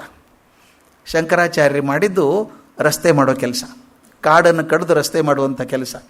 ಏನೂ ಇಲ್ಲದೆ ಇದ್ದಾಗ ಆ ಮಾರ್ಗವನ್ನು ಹಾಕಿಕೊಟ್ರಲ್ಲ, ಬದುಕೋ ದಾರಿ ಇದು ಅಂತ ಹೇಳಿ, ನಮ್ಮ ವೈದಿಕ ಧರ್ಮವನ್ನು ಹಿಡಿದು ಇದು ಜ್ಞಾನ ಮಾರ್ಗ ಹಿಡ್ಕೊಂಡು ಹೋಗಿ ಅಂತ ಕಲಿಸಿದ್ರಲ್ಲ. ಆದ್ದರಿಂದ ಆ ದೊಡ್ಡ ಕೆಲಸಕ್ಕೆ ನಮ್ಮ 100 ನಮಸ್ಕಾರಗಳನ್ನು ಹೇಳಬೇಕು ಅವರಿಗೆ. ಯಾಕಂದರೆ ಅವರು ಆ ಕೆಲಸ ಮಾಡದೆ ಹೋಗಿದ್ದರೆ ನಾವು ಎಲ್ಲಿರ್ತಿದ್ವಿ ಅಂತ ಕಲ್ಪನೆ ಮಾಡೋಕ್ಕಾಗಲ್ಲ. ಸ್ವಲ್ಪ ಹಿನ್ನೆಲೆ ನೋಡೋಣ, ಶಂಕರಾಚಾರ್ಯ ಬರೋದಕ್ಕೆ ಹಿನ್ನೆಲೆ ಏನಿತ್ತು ಅಂತ. ನಿಧಾನಕವಾಗಿ ಡಾಕ್ಟರ್ ರಾಮಸ್ವಾಮಿ ಅವರು ಹೇಳಿದ ಹಾಗೆ ಬಹಳ ಮುಖ್ಯವಾದ ಕೆಲಸ. ಯಜ್ಞ ಯಾಗಾದಿ ಕರ್ಮಗಳು ತಮ್ಮ ಬಲವನ್ನು ಕಳ್ಕೊಳ್ಳೋಕೆ ಶುರು ಮಾಡಿದ್ದು. ಯಾಕೆ ಕಳ್ಕೊಳ್ತಾವೆ ಅಂತ ವಿಚಾರ ಮಾಡಬೇಕು ಸ್ವಾಮಿ. ಯಾರು ತುಂಬ ಅದ್ರ ಮೇಲೆ ಆಸೆ ಇಟ್ಕೊಂಡು ತಿಳುವಳಿಕೆಯಿಂದ ಅರಿವಿನಿಂದ ಮಾಡ್ತಾರೋ ಅವರು ಪ್ರೀತಿಯಿಂದಾನೇ ಮಾಡ್ತಾರೆ. ಆದರೆ ಮುಂದಿನ ತಲೆಮಾರಿನವ್ರು ಅಷ್ಟು ತಿಳುವಳಿಕೆಯಿಂದ ಮಾಡ್ತಾರೆ ಅಂತ ಹೇಳೋಕ್ಕಾಗಲ್ಲ. ನಾವೇ ನೋಡಿದ್ದೀವಿ, ನಮ್ಮ ಅಜ್ಜ ಪೂಜೆ ಮಾಡ್ಬೇಕಾದ್ರೆ ಏನು ತನ್ಮಯತೆ ಇರ್ತಿತ್ತು. ನಿಧಾನಕ್ಕೆ ನಮ್ಮ ಅಪ್ಪ ಬಂದಾಗ ಏನಾಯಿತು, ನಮ್ಮಪ್ಪ ಮಾಡ್ತಿದ್ರಪ್ಪ ಮರಿಬಾರ್ದು ಪೂಜಾ. ಕೆಲವು ನೋಡಿ ಮನೇಲಿ ಬಂದ್ಬಿಟ್ಟಿದೆ ರೀ ಪದ್ಧತಿ, ಬಿಡೋಕ್ಕಾಗಲ್ಲ. ಪ್ರೀತಿಯಿಂದ ಆಗತ್ತೆ ಪೂಜೆ, ಬಿಡೋಕ್ಕಾಗಲ್ಲ. ಪಕ್ಕದ ಮನೆಯವ್ರು ಏನು ಅನ್ಕೋತಾರೆ. ಆದ್ದರಿಂದ ಆ ಸ್ವಲ್ಪ ಇಂಟೆನ್ಸಿಟಿ ಕಮ್ಮಿ ಆಯಿತು. ಹೀಗೊಂದು 8-10 ತಲೆಮಾರು ಕಳೆದು ಹೋಗೋ ಹೊತ್ತಿಗೆ ಅದೊಂದು ರಿಚುವಲ್ ಆಗಿ ಉಳ್ಕೊಳ್ಳುತ್ತೆ ವಿನಃ ಶ್ರದ್ಧೆಯಿಂದ ಮಾಡುವಂಥ ಕೆಲಸ ಆಗೋದಿಲ್ಲ. ಹೀಗಾಗಿತ್ತು ನಮ್ಮಲ್ಲಿ. ಮೂಲ ಉದ್ದೇಶ ಮರೆತು ಹೋಗಿ ಬರೀ ಒಣ ಕರ್ಮ ದೊಡ್ಡದಾಗಿತ್ತು. ಶ್ರದ್ಧೆ ಇಲ್ಲದ ಕರ್ಮ ಅನಾಚಾರಕ್ಕೆ ದಾರಿ. ಅಲ್ಲಿದ್ದಂಥ ಯಜ್ಞ ಮಾಡುತ್ತಿದ್ದ ಋತ್ವಿಕರಿದ್ದಾರಲ್ಲ, ಆಸಬುರುಕರಾಗ್ಬಿಟ್ರು, ವಿಪರೀತ ಆಸಬುರುಕರಾದರು, ಇಂದ್ರಿಯಗಳ ಸೆಳೆತಕ್ಕೊಳಗಾದರು. ತಮ್ಮ ಹೊಟ್ಟೆ ತುಂಬಿಸ್ಕೊಳ್ಳೋಕ್ಕೋಸ್ಕರ ದೇವರ ಬಗ್ಗೆ ಭಯ ತೋರೋಕ್ಕೆ ಶುರು ಮಾಡಿದರು. ಇದು ಮಾಡದೆ ಹೋದರೆ ದೇವ್ರು ಹಿಂಗೆ ಮಾಡ್ತಾನೆ, ಹುಷಾರಾಗಿರಿ, ದೇವ್ರ ಶಿಕ್ಷೆ ಕೊಡ್ತಾನೆ, ದೇವ್ರ ಪನಿಷ್ಮೆಂಟ್ ಕೊಡ್ತಾನೆ. ಇದು ಹೇಳಿ ಹೇಳಿ ಎಷ್ಟರ ಮಟ್ಟಿಗೆ ನಮ್ಮ ಭಕ್ತಿ ಅನ್ನುವಂಥದ್ದು ಭಯಮೂಲವಾಯಿತೇ ವಿನಃ ಭಕ್ತಿ ಮೂಲ ಆಗಲಿಲ್ಲ. ಹೆದರ್ಕೊಂಡ್ಬಿಡೋದು. ಶನಿವಾರ ಉಪವಾಸ ಮಾಡ್ತಿದ್ರೆ ಶನಿದೇವ್ರು ಏನು ಮಾಡ್ತಾನೇನೋ, ನೀವು ಉಪವಾಸ ಮಾಡಿದ್ಕೆ ಅವನಿಗೇನು ಸಂಬಂಧ? ಆದರೆ ನಾವು ತಲೆ ಕೆಡಿಸ್ಕೊಳ್ಳೋದು ಏನು ತೊಂದರೆ ಆಗಿಬಿಡುತ್ತೋ ನೋಡಿ. ಮೊನ್ನೆ ಸತ್ಯನಾರಾಯಣ ಪೂಜೆ ಮಾಡೋದೇ ಮರ್ತುಬಿಟ್ಟಿವಿ, ಹುಣ್ಣಿಮೆ ದಿವಸ ಛೇ ಬರ್ತು ಹೋಗ್ಬಿಡ್ತಲ್ಲ, ಏನು ಮಾಡೋದು? ಅದಕ್ಕೊಂದು ಪ್ರಾಯಶ್ಚಿತ್ತ ಮಾಡಬೇಕು. ಇದಂದ್ರೆ ಏನಾಯಿತು ಅಂದರೆ ದೇವರ ಬಗ್ಗೆ ಭಯಗಳೇ ಜಾಸ್ತಿ ಆಯಿತು ಹೊರತಾಗಿ ಮಾಡಿದವರು ಆಗಿನ ಕಾಲದಂಥ ಋತ್ವಿಕರು ಮಾಡೋಕ್ಕೆ ಶುರು ಮಾಡಿದರು. ನಿಧಾನಕ್ಕೆ ವಾಮಾಚಾರ ಶುರು ಆಯಿತು, ಮಧ್ಯ ಮಾಂಸಗಳ ಬಳಕೆ ಶುರು ಆಯಿತು, ಪ್ರಾಣಿ ವಧೆ ಸಾಂಗವಾಗಿ ನಡೆಯೋಕ್ಕೆ ಶುರು ಆಯಿತು. ಈ ಹಿಂಸೆ ತುಂಬ ಆಗೋಕ್ಕೆ ಶುರು ಆಯಿತು ನಮ್ಮಲ್ಲಿ. ಇದರೊಂದಿಗೆ ಜನ ವರ್ಣಾಶ್ರಮ ಧರ್ಮವನ್ನು ಮರೆತು ಅದರ ಕೆಟ್ಟ ರೂಪವಾದಂಥ ಜಾತಿ ಪದ್ಧತಿಗೆ ಬಂದ್ವಿ ನಾವು. ಮೇಲು ಕೀಳು ಶುರು ಆಯಿತು. ಅವ್ರನ್ನ ಮುಟ್ಸ್ಕೋಬೇಡಿ, ಇವ್ರನ್ನ ಮುಟ್ಸ್ಕೋಬೇಡಿ. ವಿವೇಕಾನಂದರು ಚೆನ್ನಾಗಿ ಹೇಳುವ ಹಾಗೆ ಟಚ್ ಮೀ ನಾಟ್ ರಿಲಿಜನ್ ಅಂತ ಹಾಗಾಗ್ಬಿಡ್ತು, ಮುಟ್ಟಬೇಡಿ ಅಂತ ಹೇಳೋದು. ಚಾರ್ವಾಕ ಪಂಥ ಬಲಿಷ್ಠವಾಗೋಕ್ಕೆ ಶುರು ಆಯಿತು. ಚಾರ್ವಾಕರು ಮಹಾಭಾರತ ಕಾಲದಲ್ಲಿ ಇದ್ದರು. ಚಾರ್ವಾಕರು ಗೊತ್ತಲ್ಲ, ಮಂಡ ಪ್ರಶ್ನೆ ಕೇಳಿ, ಈಗೂ ಬೇಕಾದಷ್ಟು ಜನ ಇದ್ದಾರೆ. ಮಂಡ ಪ್ರಶ್ನೆ ಕೇಳೋದಕ್ಕೆ ಏನು ತೊಂದರೆ ಇಲ್ಲ. ಅದು ಅರ್ಥ ಬೇಕು ಅಂತ ಪ್ರಶ್ನೆ ಕೇಳೋದಲ್ಲ, ನಿಮ್ಮ ಕಾಲು ಅಡ್ಡ ಹಾಕಬೇಕು ಅಂತ ಪ್ರಶ್ನೆ ಕೇಳೋದು. ಆ ಥರ ಚಾರ್ವಾಕ ಪಂಥ ಗಟ್ಟಿ ಆಗ್ತಾ ಇತ್ತು. ಸಾಂಕೇತಿಕವಾದಂಥ ಯಜ್ಞಗಳು ತಮ್ಮ ಮೂಲ ಸ್ವರೂಪವನ್ನು ಕಳ್ಕೊಂಡು ಡಂಭಾಚಾರಕ್ಕೆ ಮಾಡುವಂಥ, ದರ್ಪವನ್ನು ತೋರಿಸುವುದಕ್ಕೆ ಮಾಡುವಂಥ ಕ್ರಿಯೆಗಳದು. ಇದನ್ನು ನೋಡಿದಾಗ ಸಮಾಜದ ಸ್ವಾಸ್ಥ್ಯವನ್ನು ಹಾಳು ಮಾಡುವಂಥ ಸರ್ವ ಯೋಜನೆಗಳು ವ್ಯವಸ್ಥಿತವಾಗಿ ನಡೆದಿತ್ತು. ಆಗ ಅವರು ಚಾರ್ವಾಕರು ಹೇಗಿದ್ದರು ಅಂತ ಒಂದು ಒಳ್ಳೆಯ ಶ್ಲೋಕ ಇದೆ, ಹೇಳಿಬಿಡ್ಬೇಕು, ಭಾಳ ಚೆನ್ನಾಗಿದೆ. ಅವ್ರದ್ದು ಗುರಿಗಳೇನು ಅವ್ರದ್ದು ಚಾರ್ವಾಕರದು ಅಂತ. ಹಿಂಸೈವ ಪರಮೋ ಧರ್ಮ, ಅಹಿಂಸಾ ಪರಮೋ ಧರ್ಮ ಅಲ್ಲ. ಹಿಂಸೈವ ಪರಮೋ ಧರ್ಮ ಪಾಪಮಾತ್ಮ ಪರಪೀಡನಂ ಅಪರಾಧೀನತಾ ಮುಕ್ತಿ ಸರ್ಗೋಭಿಲಷಿತಾಶನಂ ಸ್ವದಾರ ಪರದಾರೇಷು ಯಥೇಚ್ಛಂ ವಿಹರತೇತ್ ಸದಾ ಗುರು ಶಿಷ್ಯ ಪ್ರಣಾಳೀಂಚ ತ್ಯಜೇತ್ ಆತ್ಮಹಿತೋತ್ಸುಕ ಭಸ್ಮೀಭೂತಸ್ಯ ದೇಹಸ್ಯ ಪುನರಾಗಮನಂ ಕುತಃ ತಸ್ಮಾತ್ ಸರ್ವಪ್ರಯತ್ನೇನ ಋಣಂ ಕೃತ್ವಾ ಘೃತಂ ಪಿಬೇತ್. ಇದು ಶ್ಲೋಕ. ಇದು ನೋಡೋಣ ಹೇಗೆ ಚೆನ್ನಾಗಿದೆ ಅಂತ. ಹಿಂಸೈವ ಪರಮೋ ಧರ್ಮ, ಲೋಕದಲ್ಲಿ ಹಿಂಸೆಯೇ ಪರಧರ್ಮ. ಅಹಿಂಸಾ ಪರಮೋ ಧರ್ಮ ಅಲ್ಲ, ಹಿಂಸೆಯೇ ಪರಧರ್ಮ. ಪಾಪಮಾತ್ಮ ಪರಪೀಡನಂ, ತನ್ನ ದೇಹಕ್ಕೆ ತೊಂದರೆ ಪಡ್ಕೊಳ್ಳೋದಿದೆಯಲ್ಲ ಅದು ಮಹಾಪಾಪ. ದೇಹಕ್ಕೆ ತೊಂದರೆ ಮಾಡಿಕೊಳ್ಳೇಬಾರ್ದು, ಆರಾಮಾಗಿರ್ಬೇಕು ದೇಹ, ಅದು ಮಹಾಪಾಪ. ಅಪರಾಧೀನತಾ ಮುಕ್ತಿ, ಮತ್ತೊಬ್ಬರಿಗೆ ಮಣಿಯದೇ ಇರೋದು, ಗೌರವ ತೋರಿಸದೇ ಇರೋದೇ ಮುಕ್ತಿ. ನಾನು ಜೋರಾಗಿರಬೇಕು, ಮತ್ತೊಬ್ಬರಿಗೆ ತಲೆ ಬಗ್ಗಿಸ್ಬೇಕು ನಾನು, ಇದು ಮುಕ್ತಿ. ಮುಂದೆ ಸರ್ಗೋಭಿಲಷಿತ ಅಶನಂ, ಭಾಳ ಚೆನ್ನಾಗಿದೆ ಇದು. ಬಾಯಿ ಚಪ್ಪಲ ತೀರೋವರೆಗೂ ತಿಂತಾನೆ ಇರಬೇಕು, ಅದೇ ಸ್ವರ್ಗ ಸುಖ. ಸ್ವರ್ಗ ಸುಖ ಅಂದರೆ ಬಾಯಿ ಚಪ್ಪಲ ತೀರೋ ತನಕ ತಿಂತಾ ಇರಬೇಕು. ಮುಂದೆ ಸ್ವದಾರ ಪರದಾರೇಶು ಯಥೇಚ್ಛಂ ವಿಹರೇತ್ ಸದಾ, ನಿನ್ನ ಹೆಂಡತಿ ಬೇರೆಯವ್ರ ಹೆಂಡತಿ ಅಂತ ವ್ಯತ್ಯಾಸ ಮಾಡ್ಕೋಬೇಡ, ಆರಾಮಾಗಿ ವಿಹಾರ ಮಾಡ್ತಾ ಇರು. ಅವ್ರು ಹೇಳೋದು ಗುರು ಶಿಷ್ಯ ಪ್ರಣಾಳೀಂಚ ತ್ಯಜೇತ್ ಆತ್ಮಹಿತೋತ್ಸುಕ, ನಿನ್ನ ಸ್ವಂತ ಸುಖಕ್ಕೋಸ್ಕರ ಈ ಗುರು ಶಿಷ್ಯ ಎಲ್ಲ ಬಂಧುಗಳನ್ನು ಬಿಟ್ಟುಬಿಡು. ಯಾರು ಗುರು ಯಾರು ಶಿಷ್ಯ, ನಿನ್ನ ಸ್ವಂತ ಹಿತ ಮುಖ್ಯ, ಅದನ್ನು ನೋಡ್ಕೋ. ಗುರು ಶಿಷ್ಯ ಪರಂಪರೆ ಬೇಕಾಗಿಲ್ಲ. ತಸ್ಮಾತ್ ಇನ್ನೊಂದು ಹೇಳ್ತಾನೆ, ಭಸ್ಮೀಭೂತಸ್ಯ ದೇಹಸ್ಯ ಪುನರಾಗಮನಂ ಕುತಃ, ಈ ದೇಹ ಹೋಗ್ಬಿಟ್ರೆ ಸುಟ್ಟಾಕ್ಬಿಡ್ತಾರೆ, ಭಸ್ಮ ಆದ್ಮೇಲೆ ವಾಪಸ್ ಬರುತ್ತೇನ್ರಪ್ಪ ದೇಹ, ಇದು ಬರಲ್ಲ. ಆದ್ದರಿಂದ ಏನು ಮಾಡಬೇಕು? ತಸ್ಮಾತ್ ಸರ್ವ ಪ್ರಯತ್ನೇನ, ಎಲ್ಲ ಪ್ರಯತ್ನಗಳನ್ನು ಮಾಡಬೇಕು. ಎದಕ್ಕೆ? ಋಣಂ ಕೃತ್ವಾ ಘೃತಂ ಪಿಬೇತ್, ಸಾಲ ಮಾಡಿ ಆದರೂ ತುಪ್ಪ ತಿನ್ನಬೇಕು. ತೀರಿಸೋರು ಯಾರು ಅಂದರೆ ಈ ಚಾರ್ವಾಕ ಪಂಥ ಅಂದರೆ ದೇಹ ಸುಖ ಮುಖ್ಯ ಅಂತಾಯಿತು, ಉಳಿದು ಯಾವುದೂ ಮುಖ್ಯ ಅಲ್ಲ. ನನ್ನ ಸುಖ ಮುಖ್ಯ ಆಯಿತು, ಪರರ ಸುಖ ಅಲ್ಲ. ಯಾವಾಗ ನಾನು ಸ್ವಾರ್ಥದಲ್ಲಿ ನನ್ನ ದೇಹ ಸುಖಕ್ಕೋಸ್ಕರ ಆದ್ದೋ ಆ ಪಂಥವನ್ನು ಚಾರ್ವಾಕ ಪಂಥ ಅಂತ ಕರೆಯೋಕ್ಕೆ ಶುರು ಮಾಡಿದರು. ಸಮಾಜ ಈ ಸ್ಥಿತಿಯಲ್ಲಿದ್ದಾಗ ಸಿದ್ಧಾರ್ಥ ಬುದ್ಧ ಬಂದ. ತನ್ನ ದಯೆ, ಕರುಣೆ, ಔನ್ನತ್ಯಗಳಿಂದ ಜನರ ಮನ ಪರಿವರ್ತನೆಯನ್ನು ಮಾಡಿದ. ಜನರಲ್ಲಿ ಬೇರೆ ಬಿಟ್ಟಿದ್ದ ಹಿಂಸೆಯನ್ನು, ಅಸಮಾನತೆಯನ್ನು, ಅರ್ಥವಿಲ್ಲದ ಕರ್ಮಗಳನ್ನು ಖಂಡಿಸಿದ. ಎಲ್ಲ ಕುಕರ್ಮಗಳು, ಕೆಟ್ಟ ಕೆಲಸಗಳನ್ನೇನು ಮಾಡ್ತೀವಿ ಕರ್ಮಗಳು, ದೇವರ ಹೆಸರು ನಡೀತಿದ್ದುದರಿಂದ ಆತ ದೇವರು ಅನ್ನೋ ಪದವನ್ನೇ ಬಿಟ್ಬಿಟ್ಟ. ಅದನ್ನು ನಿರಾಕರಿಸಿ ಸುಖವಾಗಿರೋದಕ್ಕೆ ಒಳ್ಳೆಯ ಕಾರ್ಯಗಳೇ ಮುಖ್ಯ, ಒಳ್ಳೆಯ ಕಾರ್ಯ ಮಾಡಿದ್ರೆ ಸುಖವಾಗಿರ್ತೀರಿ ಅಂತ ಹೇಳಿ ಆಸೆ ಇಲ್ಲದೆ ಒಳ್ಳೆಯ ಕಾರ್ಯ ಮಾಡಬೇಕು ಅಂತ ಪ್ರೇರೇಪಣೆ ಮಾಡಿದ. ಬುದ್ಧ ಮಾಡಿದ್ದದು. ಯಾವಾಗಲೂ ನೋಡಿ ಹೇಗಿರ್ತದೆ, ಒಬ್ಬ ಮಹಾ ವ್ಯಕ್ತಿ ಬಂದ ಮೇಲೆ ಮುಂದಿನವರ ಜವಾಬ್ದಾರಿ ಭಾಳ ದೊಡ್ಡದಿರ್ತದೆ. ಬುದ್ಧನ ನಿರ್ವಾಣದ ನಂತರ ದಿನ ಕಳೆದ ಹಾಗೆ ಬುದ್ಧನ ಚಿಂತನೆಯ ತೀಕ್ಷ್ಣತೆಗಳು ಕಮ್ಮಿ ಆಗ್ತಾ ಬಂತು. ಇದು ಗಮನಿಸಬೇಕು. ಸಾಮಾನ್ಯವಾಗಿ ಆಗುವಂಥದ್ದು ಎಲ್ಲರ ಕಡೆಗೂ. ಒಬ್ಬ ವ್ಯಕ್ತಿ, ಒಂದು ಚಿಂತನೆ, ಒಂದು ಪುಸ್ತಕ, ಯಾವುದೇ ಆದರೂ ದಿನ ಕಳೆದ ಹಾಗೆ ತಮ್ಮ ಪ್ರಭೆಯನ್ನು ಕಮ್ಮಿ ಆಗ್ತಾ ಹೋಗ್ತದೆ, ಕಳ್ಕೊಂಡು ಹೋಗ್ತವೆ. ಹೊಸದಿದ್ದಾಗ ಬಹಳ ಪ್ರೀತಿ ಇರುತ್ತೆ, ಸ್ವಲ್ಪ ದಿವಸ ಹೋದ ಅದರ ಪ್ರೀತಿ ಕಮ್ಮಿ ಆಗ್ತಾ ಹೋಗುತ್ತೆ. ಯಾರೋ ಒಬ್ಬರು ತೀರ್ಕೊಂಡ್ರು ಮನೇಲಿ, ಎಂಥ ಆಘಾತ ಅಂದರೆ ಇವರಿಂದ ಬದುಕೋಕ್ಕೆ ಸಾಧ್ಯ ಇಲ್ಲ ಅನಿಸ್ಬಿಡುತ್ತೆ. ಆವಾಗ 10 ದಿವಸ ಆಗೋದು ಸ್ವಲ್ಪ ನೋವು ಕಮ್ಮಿ ಆಗುತ್ತೆ, 10 ವರ್ಷದಲ್ಲಿ ಮರ್ತೇ ಹೋಗ್ಬಿಡುತ್ತೆ, ನಗನಗ್ತಾ ಇದ್ದು ಬಿಡ್ತೀವಿ. ಅಂದರೆ ಇಂಟೆನ್ಸಿಟಿ ಕಮ್ಮಿ ಆಗ್ತಾ ಬರ್ತದೆ ಅಂತ. ಅದೇ ರೀತಿ ದೊಡ್ಡವರ ಮಾತುಗಳು ಕೂಡ ಅವ್ರು ಬದುಕಿದ್ದಾಗ ಎಷ್ಟು ಪ್ರಭಾವ ಮಾಡಿತ್ತೋ ಮುಂದಿನ ತಲೆಮಾರಿ ಮೇಲೆ ಅಷ್ಟು ಮಾಡ್ತದೆ ಅಂತ ಹೇಳೋಕ್ಕಾಗಲ್ಲ. ಮುಂದೆ 4-6 ತಲೆಮಾರಿಗಳ ಬಂದಾಗ ಪ್ರಭಾವ ಇನ್ನೂ ಕಮ್ಮಿಯಾಗಿ ಹೋಗಬೇಕು. ಬುದ್ಧನಿಗಾಗಾಯಿತು, ತೀಕ್ಷ್ಣತೆ ಕಮ್ಮಿ ಆಗ್ತಾ ಬಂತು. ಅವನು ಧರ್ಮ ಮತ್ತು ಸಂಘದ ಬಗ್ಗೆ ಮಾತಾಡ್ತಿದ್ದ. ಬುದ್ಧಂ ಶರಣಂ ಗಚ್ಛಾಮಿ ಅಂದಾಗ ಸಂಘಂ ಶರಣಂ ಗಚ್ಛಾಮಿ, ಧರ್ಮಂ ಶರಣಂ ಗಚ್ಛಾಮಿ. ಅವನು ಸಂಘ ಮತ್ತು ಧರ್ಮದ ಬಗ್ಗೆ ಹೆಚ್ಚು ಮಾತಾಡ್ತಿರೋದ್ರಿಂದ ಆತ ನಾಸ್ತಿಕ ಅಂತ ಹಿಂಬಾಲಕರು ತೀರ್ಮಾನ ಮಾಡಿಬಿಟ್ರು. ಅವನು ಮಾಡಿದ್ನೆಲ್ಲೋ ಗೊತ್ತಿಲ್ಲ, ಹಿಂಬಾಲಕರು ತೀರ್ಮಾನ ಮಾಡಿದರು ಬುದ್ಧ ನಾಸ್ತಿಕ ಅಂತ ಹೇಳಿ ದೇವರನ್ನು ನಂಬೋದು ಮೂಢನಂಬಿಕೆ ಅಂತ ಬಿಂಬಿಸೋಕೆ ಶುರು ಮಾಡಿದರು. ದೇವರು ಬೇಡವೆಂದ, ನೋಡಿ ವಿಜಯ ಆಗಿದೆ ನೋಡಿ, ದೇವರು ಬೇಡ ಅಂದಂಥ ಬುದ್ಧನನ್ನೇ ದೇವರನ್ನಾಗಿ ಮಾಡಿದರು. ಚಿತ್ರ ಪರಿಸ್ಥಿತಿ ನೋಡಿ, ಯಾವುದನ್ನು ಬೇಡ ಅಂದೋ ಬುದ್ಧನೇ ದೇವರಾಗ್ಬಿಟ್ಟ. ಮುಖ್ಯವಾಗಿ ಎಲ್ಲವನ್ನು ತೊರೆದು ನಿರಾಳವಾಗಿ ಇದ್ದಂಥ ಬುದ್ಧನಿಗೆ ಅತ್ಯಂತ ಭವ್ಯವಾದ ವಿಹಾರಗಳ ಸೃಷ್ಟಿಯಾಗೋಕ್ಕೆ ಶುರುವಾಯಿತು. ಏನೂ ಬೇಡ ಅಂತ ಬೋಧಿ ವೃಕ್ಷದ ಕೆಳಗೆ ಕೂತಂಥ ಬುದ್ಧನಿಗೆ ಬಹುದೊಡ್ಡ ಬೆಲೆ ಬಾಳುವಂಥ ವಿಹಾರಗಳನ್ನು ಕಟ್ಟೋಕೆ ಶುರು ಮಾಡಿದರು. ಯಾಕಂದ್ರೆ ಬುದ್ಧನೇ ಬೇಕು.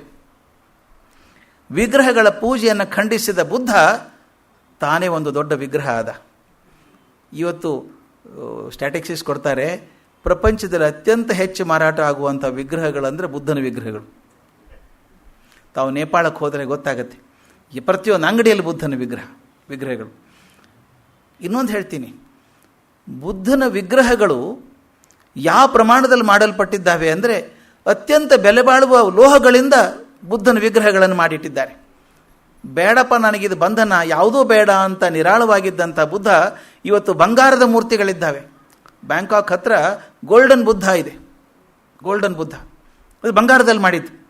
ಈ ಬುದ್ಧ ದೇವತ್ವ ಬೇಡ ಅಂದವನು ಅವನೇ ದೇವರಾಗಿ ಬಹುದೊಡ್ಡ ವಿಗ್ರಹಗಳನ್ನು ಬಿಟ್ಟರು. ಸಮಾಜದಲ್ಲಿ ಬೇರೆ ಬಿಟ್ಟಂಥ ಅನಿಷ್ಟ ಜಾತಿ ಪದ್ಧತಿ ರೋಸಿ ಹೋದಾಗ ಸಾಕಷ್ಟು ಜನ ಬುದ್ಧ ಧರ್ಮಕ್ಕೆ ಸೇರಿಕೊಂಡ್ರು. ಅವರು ಹೊಸ ಧರ್ಮದ ಪ್ರವರ್ತಕರಾದರು, ಪ್ರಚಾರಕರಾದರು. ಅವರೆಲ್ಲ ಬಹಳಷ್ಟು ಜನ ಹಿಂದೆ ವೈದಿಕ ಧರ್ಮವನ್ನು ಪಾಲಿಸ್ತಿದ್ದವರು, ಅವ್ರು ಬಿಟ್ಟು ಅಲ್ಲಿ ಹೋದರು.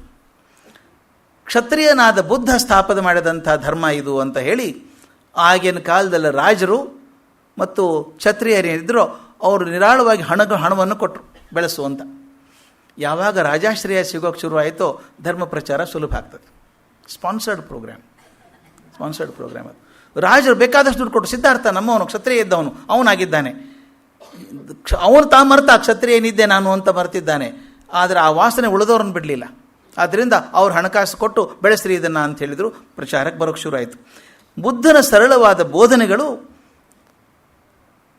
ಬರುತ್ತಾ ಅವರ ಆಚಾರ್ಯರುಗಳ ತರ್ಕಕ್ಕೆ ಸಿಲುಕಿ ವಾದಕ್ಕೆ ನಲುಗಿ ಹೋದವು ಅಂತ ಬರೀತಾರೆ. ಬುದ್ಧ ಹೇಳಿ ಸುಲಭವಾಗಿ ಹೇಳಿದ, ಶಿಷ್ಯರಂತಾರೆ ಇಷ್ಟು ಸುಲಭವಾಗಿ ಹೇಳಿದ್ರೆ ನಮ್ಮ ಗುರು ಹೇಳೋಕ್ಕೆ ಸಾಧ್ಯ ಇಲ್ಲ ಅಂತ ಹೇಳಿ ಅದನ್ನು ತರ್ಕ ವಿತರ್ಕ ಮಾಡಿ ಅಷ್ಟು ಅರ್ಥವಾಗಲಾರ್ದಂಗೆ ಬಂದ್ಬಿಡ್ತು. ಬೌದ್ಧ ಮತ ಕೂಡ ಶಾಖೆ ಉಪಶಾಖೆಗಳಾಗಿ ಛಿದ್ರವಾಗಿ ಹೋಯಿತು.